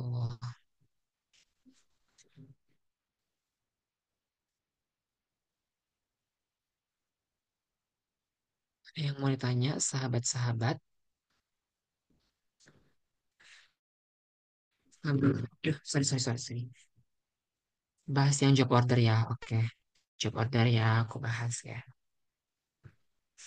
Oke, tadi kan si Zalfa ini ordernya itu yang satu job kan. Kalau misalnya di sini job ordernya itu adalah untuk 3 job karena udah tak kayaknya teman-teman udah belajar ini juga ya di kuis ya. Nah ini aku coba ulang ya. Di sini ada aku ambil di P56. Ini kan ada banyak banget transaksi ya. Tapi ya udah kita kerjakan aja satu-satu. Di sini dibilang required-nya itu yang pertama prepare job order code sheets. The post beginning inventory data. Lalu yang kedua, journalize the March transactions. Sama yang ketiga, prepare a schedule of inventories. Nah, sebenarnya kali, kan kita kan nggak mungkin kan dapat angka-angka ini kalau kita nggak buat jurnal-jurnal ini. Makanya, menurut aku ya, ini teman-teman bisa ikuti ya, bisa enggak. Di halaman depan, kalau misalnya teman-teman memilih mengerjakan job order costing duluan, teman-teman bisa ikuti cara gini. Di halaman depan, teman-teman buat yang journal entries-nya yang nomor 2. Terus di halaman belakang langsung balikin eh, job order cost sheets. Catat dulu yang beginning-beginningnya ini. Beginning-beginningnya kan didapat dari soal ya, yang ini. Yang skor coursework ini sekarang. Materials, labor, upload, ini kan semuanya di sini kan. Nah, jadi nanti teman-teman udah tulis nih beginning di halaman 2. Terus teman-teman langsung kerjain transactions-nya. Terus kalau misalnya ada yang baru langsung update ke ininya langsung update ke job order cost sheets yang di belakangnya gitu. Cuman kalau teman-teman memilih yaudah kak aku perkirakan aja sebenarnya job order costing berapa di halaman 1, kemudian tulis journal entries-nya di selanjutnya itu nggak apa-apa, itu preferensi pribadi aja sih. Nah kita langsung masuk ya ke yang A. Dikatakan bahwa materials purchase and receive itu sebesar 19.000. Kembali lagi, ini kan masih purchase ya. Purchase artinya dia masih disimpan di gudang, bukan untuk dibebankan ke produksi. Makanya itu materials pada AP. Tergantung ya nanti kalau misalnya materials pada cash, materials pada building, tulis aja di situ. Sebesar 19.000 karena di sini dibilang 19.000. Cuman karena di sini ada kata term, ada times and per 30 itu udah pasti AP, account payable gitu. Backfast sama job order costing sama nggak? Backfast sama job order costing sama nggak ya? Cuma beda di belakang langsung ke RIP aja. Atau gimana ya Kak? Terima kasih. Iya, sebenarnya secara teori dia itu cuma sama. Seperti yang tadi tak bilang ya, sama dia jelasin sama Zalfa. Kalau misalnya backfast itu muncul sebagai bentuk penyederhanaan dari yang sebelumnya kalau job order itu kan udahlah dia dipisahkan per job, ditambah lagi dia diproses ke WIP dulu, terus dia pindahkan ke FG, kemudian dipindahkan ke COGS. Nah, kalau di backflash dia tuh langsung shrep, langsung di flash gitu loh semuanya ke COGS gitu. Jadi nggak melalui akun web WIP lagi, makanya dia lebih cepat. Nah, perbedaannya lagi yang tadi dibilang Salva juga di di backflash itu ada akun yang namanya conversion cost. Conversion cost itu adalah biaya-biaya yang digunakan untuk mengonversi bahan dari direct material ke finished good. Jadinya itu terisi dari direct labor sama FOH itu itu sih gitu kak. Kalau standar costing itu gimana ya sama kak kayak job order soalnya di UTS ada materi gitu sama sih standar costing literally eh, konsep kalau aku ya menurut aku nih nanti bakal kayak accumulation procedure, teman-teman bedanya gini aja. Kalau misalnya dia dipisahin job satu, job 2, job 3, artinya dia berarti langsung masuk ke job order costing. Kalau misalnya dia bilang backflash itu pasti nggak sih, Zal, pakai kata keyword Z backflash? Apa dia ada Kalau di back... ujian itu biasanya ada kata backflash. Atau kalau misalnya Nah, iya. gampangnya, biasanya di transaksinya tuh ada transaksi yang misalnya direct material di backflash ke FG. Nah, kalau misalnya ada kata backflash, berarti pakai backflash. Nah, keyword yang lain tadi yang udah ada ini aja, conversion cost ya. Kalau misalnya dia udah Iya, ada kata conversion cost, udah iya pasti benar. dia masuk backflash. Nah, kalau misalnya udah di lain dari dua itu, artinya dia masuk ke cost accumulation procedure. Itu sih, kalau kalau kalian melihatnya gitu yang standar costing. Udah menjawab nggak ya? Aku harap udah ya. Nah, kita coba lanjut dulu ya. Buat yang A tadi kan udah tak bahas ya. Terus yang B, WIP, ini dikatakan bahwa material requisitioned for production. Artinya inilah benar-benar dari tadi yang udah ada di gudang, kita bebankan ke WIP, ke proses produksi. Nah, sebenarnya kan ada beberapa orang yang kayak, oh aku udah ngerti kok yang B itu nanti bakal dibangun ke produksi ke job satu 2 3. Cuman kalau teman-teman belum kayak masih ragu atau gimana, nggak apa banget tulis kayak gini. WIP bakal dibandingkan ke 621, 622, 623. Kayak gitu. Lalu FH control karena di sini dikatakan bahwa 2.400 adalah untuk indirect material. Makanya langsung dibeban di sini ada kalimatnya indirect material. Makanya langsung dibebankan ke FH control 2.400. Kita dapatlah berarti WIP-nya itu either kalian mau nambahin 5.300 tambah 7.200 tambah 5.900 itu benar, atau kalian bisa tinggal 21.000 dikurang 2.400 seperti formula yang aku buat di sini. Itu. Sorry. Nah, yang C, materialsnya dikatakan bahwa materials return ke showroom. Artinya kan ini masih transaksi di gudang ya, bukan transaksi di pabrik. Makanya dia itu returnnya ya udah dikembaliin yang sebelumnya kita udah bebankan ke WIP, kita balikan lagi dia karena kan kita mau balikin kan. Nah, materialsnya,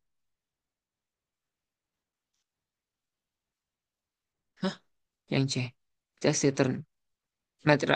Materialsnya itu jadinya tetap bertambah kan karena sebelumnya udah berkurang jadi bertambah. Kita pindahkan aja ke showroom. Ke showroom itu apa ya bahasa Indonesianya?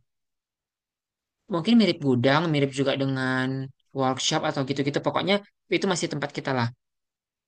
Materials kita katanya bertambahkan. Terus FH controlnya karena ada komponen indirect materials di dalam sini yaitu 200, makanya ada pembalikan FH control.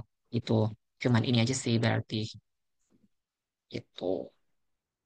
Lalu yang D, materials return to vendors. Kalau ini tadi kan dikembalikan ke showroom, ke gudang atau kemana gitu. Ini yang kedua, kita kembalikan ke si penjual utamanya itu. Makanya di sini akunnya itu adalah AP pada materials gitu. Karena kan sebelumnya kita belinya lewat AP ya. Maka kontrakannya juga tetap AP. Karena belum ada pemberitahuan, udah ada pembayaran gitu. Yang E, payroll of 38.000 was accrued in March. Nah, artinya kan ini masih dia ngasih tahu kalau misalnya ada loh payroll. Ini berarti masih ke pencatatan. Ini juga ada tak tulis ya komennya. Jadi dalam pembebanan itu ada tiga pembebanan payroll. Dalam perlakuan payroll itu ada tiga, yaitu pencatatan, pembayaran, dan pembebanan. Kalau misalnya pencatatan ya seperti ini, payroll, accrued payroll. Kalau pembayaran artinya accrued payroll pada cash karena langsung dibayarkan. Nah, kalau pembebanan itu seperti yang huruf F. Kita coba lihat ya yang huruf F. Of the payroll, the variable was represented 55%. Berarti ini tengok rumusnya. 55% dari total payrollnya 38.000. Maka dapatlah angka ini. HEVA kontrolnya juga sama, tinggal kalikan persenannya, marketing expense-nya juga sama, administrative expense juga sama. Aku juga tadi udah bilang dari awal, kalau misalnya yang masuk ke FOH itu adalah biaya-biaya tidak langsung yang memang terjadi di dalam pabrik. Sementara kan marketing expense, administrative expense itu terjadi di luar pabrik. Makanya dia langsung dibanyak ke expense, bukan ke FOH control. Itu ya, aku harap teman-teman udah mengerti ya di bagian situ. Kemudian di huruf G, Factory overhead other than any previously mentioned amounted sekian included this figure. Sekian, sekian, sekian. Nah, ini adalah FOA kontrolnya. Tadi dikatakan bahwa di dalamnya itu ada accumulated depreciation sebesar 2.000. Nah, di remaining itu masih ada eval kontrol yang lain-lain itu contoh PPH apa segala macam. Pokoknya biaya-biaya tidak langsung lah. Masih di dalam bentuk utang belum dibayar. Dia katanya mau dibayar eh oh, dia katanya 7154,5 ini belum dibayar sampai akhir Maret. Makanya akunnya itu masih account payable di sini. Itu pada eval kontrol 9404,5. Nah, ke WIP di huruf H, factory overhead was applied to production at the rate of 80% of direct labor cost to be charged to the three jobs. Nah, di sini dia katakan kan kalau 80% kan dari direct labor. Nah, itu sebenarnya yang tadi aku bilang ya. Ini kan udah ditambahin nih dari huruf B sekian sekian sekian, dari huruf C sekian sekian sekian. Kemudian di direct labornya sekian sekian sekian dari huruf F. Lah, kita lihat nih ke FOH. Tadi kan dia bilang di sini kalau factory overhead flight to production 80% dari direct labor. Kita link, maka pakai langsung rumus aja. Sebelumnya yang job 621 direct labornya kan 6420. 80%-nya adalah 5136. Maka itulah yang menjadi cost factory overhead-nya dia. Itu sama juga berlaku dalam FOH yang job 622 dan FOH job 623. Itu ya. Oh, yang ini udah aku link juga sih. Belum semuanya aku link. Ini aku link ke J9. Ini juga nanti aku coba link-link lagi ya supaya ini tulis langsung aja. Nah, kemudian kita masuk ke huruf eh, tadi huruf H, huruf I. Selesai dan transfer ke finish good. Di sini dibilang ya. Ini aku juga tambahkan. Dia bilang kalau 621 dan 622 yang selesai, maka kalian tinggal tambahkan aja. Artinya kan dari WIP ke FG kan. Yang di debit adalah FG. FG pada WIP sebesar pertambahannya itu. Nah, kalian harus kasih status di sini. Kalian harus kasih status bahwa si 621 dan 622 udah selesai dan dari ditransfer ke finished good ke warehouse-nya dia. Warehouse itu kayaknya bahasa Indonesia gudang deh, aku lupa. Nanti tolong cek aja ya kamu bahasa Inggrisnya. Kemudian huruf I tadi udah huruf J. Dikatakan both 621 dan 622 were shipped and built up a gross profit of 40% of the cost of goods sold. Dia di sini berarti 40% dari HPP ya, bukan 40% dari harga jual. Makanya kita tulis dulu nih, COGS-nya itu berapa? COGS-nya itu pindah aja dari finished goods sebesar 53,384. Nah, AR-nya berarti, tadi kan dia bilang marginnya itu 40%. Maka ini teman-teman bisa pakai cara ini, atau dikali 140% aja ya. Ini sebenarnya maknanya sama. Itulah AR pada sales sedemikian. Lalu terakhir katanya cash collections from accounts receivable sebesar sekian. Artinya dia baru menerima pembayaran sebesar sekian. Itu berarti cash pada AR. Itu sih. Kalau job order cost sheets yang tadi aku bilang ya, tinggal tambahin aja kan dari akun-akun sebelumnya apa aja sih yang terjadi. Current cost teman-teman tulis dulu saldo awalnya itu berapa. Lalu teman-teman tulis current cost-nya itu berapa. Sebenarnya current cost ini aku tengok dari kajiannya nggak ada ya kata current cost. Cuman aku kayak simplifikasi aja ya kalau misalnya inilah yang terjadi selama proses produksi yang kita bahas tadi yang journal-journaling itu. Ada materials, ada labor, ada FOH.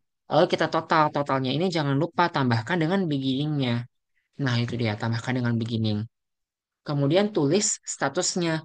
Karena tadi si kawan itu cuma bilang 621 dan 622 yang selesai, maka 623 otomatis masih berstatus work in process, masih dikerjakan. Schedule-nya itu kita ikuti aja. Kalau sebelumnya di sini kan dikatakan bahwa yang dicari itu cuman ini ya, material, work in process, sama finish good. Maka catat aja seperti itu teman-teman. Lalu tambahkan semua transaksi yang terjadi di dalamnya. Ini kan aku ambil dari huruf A, huruf C, huruf sekian, sekian, sekian. Ini dapat dari jurnalnya teman-teman. Jadi memang harus run terus ya teman-teman, memang harus dikerjain. Nah, Terakhir itu masuk ke schedule of inventory. Schedule of inventories ini berarti tinggal ngupdate. Kan ini kan sebelumnya beginning ya yang di sini.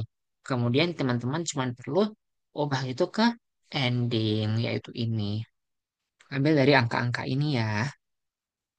Gitu. Udah cukup jelas nggak ya? Atau masih ada yang mau ditanya? Ini udah jam 21.16.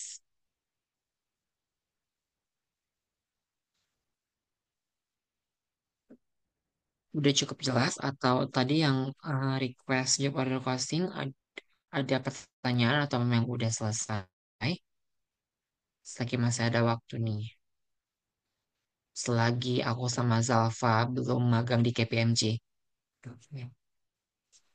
Tapi terserah kalian ya.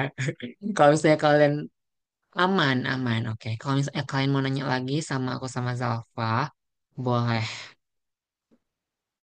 boleh. Nggak usah tanya, nggak ada bercanda. Boleh tanya.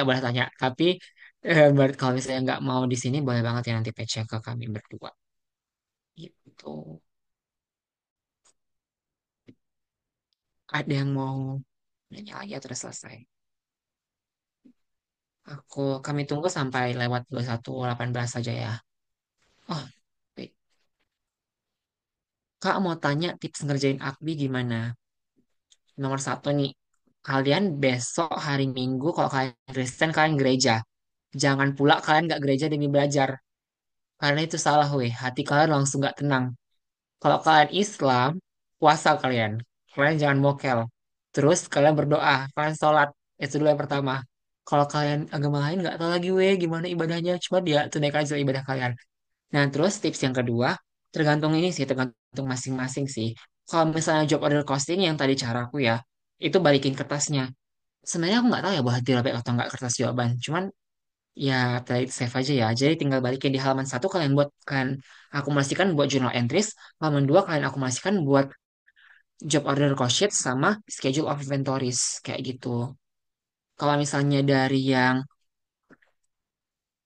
PPM, perlakuan PPH, jujur banget ya, ini sejujurnya nggak ada cara cepatnya. Beneran harus di listing gitu loh dari awal. Kalian harus sudah tahu gitu loh asumsi-asumsinya dan lain sebagainya. Jadi tolong dibaca aja ya guys.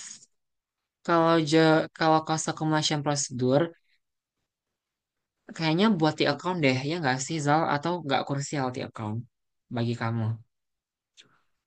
Kalau aku sendiri, Tekon ngebantu sih, karena kan nanti kita harus nyesuaiin ya berapa sih eh, barang yang udah selesai, berapa barang yang terjual. Kalau misalnya teman-teman udah terbiasa di otak nih langsung mikir, oh terjual segini, selesai segini, itu Selesai deh. nggak perlu pakai Tekon nggak apa-apa. Tapi kalau aku pribadi lebih nyaman pakai Tekon.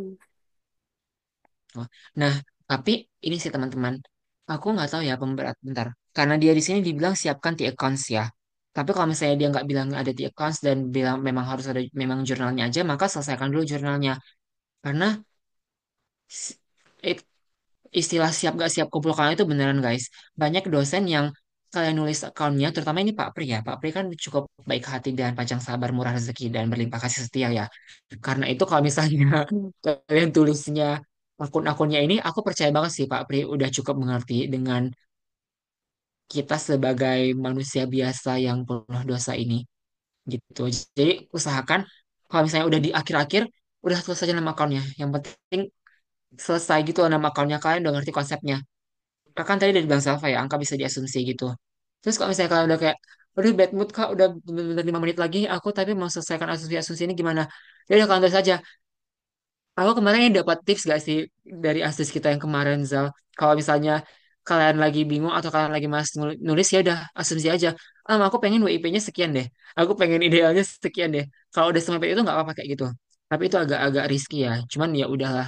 Tapi jangan lupa kata ajaib kita apa? Asumsi. Tulis aja gitu. Itu cara mepet banget gitu ya.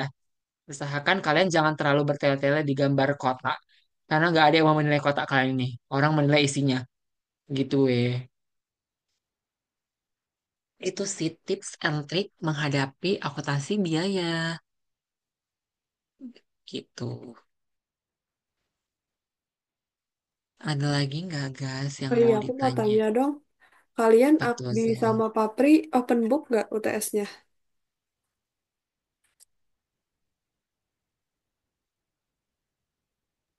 Open book, Kak. Open book. eh Mungkin saran dari aku juga, dan ini saran dari Kating juga, karena kan aku AK2 juga sama Pak Pri ya. Jadi kita ini sama-sama lagi menghadapi Pak Pri dengan studi kasus beliau. Dan kata Yang sangat Kating itu, komprehensif ya. dan kata Kating itu, Pak Pri itu biasanya nggak jauh-jauh dari studi kasus yang dia kasih di Excelnya gitu. Jadi mungkin karena open book, kalian bisa print tuh Excelnya, dan kalian pelajarin juga konsep-konsep perhitungan tentang job order, cost accumulation sama backflash gitu. Jadi takutnya Pak Pri ini nggak cuma ngasih studi kasus, tapi dia juga balik lagi ke materi perhitungan sebelumnya gitu. Jadi eh, soalnya soal Pak Pri itu cutting aja ngomong nggak bisa diprediksi gitu guys. Jadi nggak ada polanya sama sekali. Beliau ini mau kemana arahnya itu nggak ada. Jadi Kita bener-bener sih juga nggak tahu kita arahnya mau kemana. jadi kita juga nggak tahu soal AK2 kita kayak gimana. Jadi better kalian print aja, kalian pelajarin studi kasus dari Pak Pri gitu. Sama kalian setelah kalian print, kalian hafal ya guys. Di halaman satu ini ngebahas job order. Halaman dua ngebahas PPN, apa segala macam, backflash. Halaman tiga ngebahas cost estimation procedure. Jadi kalian, karena kan akuntansi biaya itu sangat sirat akan pola ya. Maka kalau misalnya udah keluar tipe-tipe soal seperti itu, maka kalian langsung cepat gitu loh. Oh, di halaman ini aku copy aja dulu nama akunnya supaya selesai, atau disesuaikan nama akunnya supaya selesai, kayak gitu. Jadi apa namanya? Jadi pola pikir kita itu udah sama dengan beliau karena kita kan mengambil case-case yang beliau berikan di kelas. Gitu. Jadi ada yang nanya, tapi tentang Ya ada ini lagi sih, nggak guys yang kalau e-book apa yang tuh? dikasih sama beliau itu kira-kira rekomen buat di print nggak? Boleh nggak sih, Paps? Hah? E-book itu yang E-book bukan tapi yang konvergensi kan? tapi e-booknya Apa? banyak banget gak halamannya. Judul e-booknya apa deh? Kalau coba kirim ke kami karena kami mau belajar juga. Ada tuh niatnya. Judulnya apa? Bukan buku charter ya?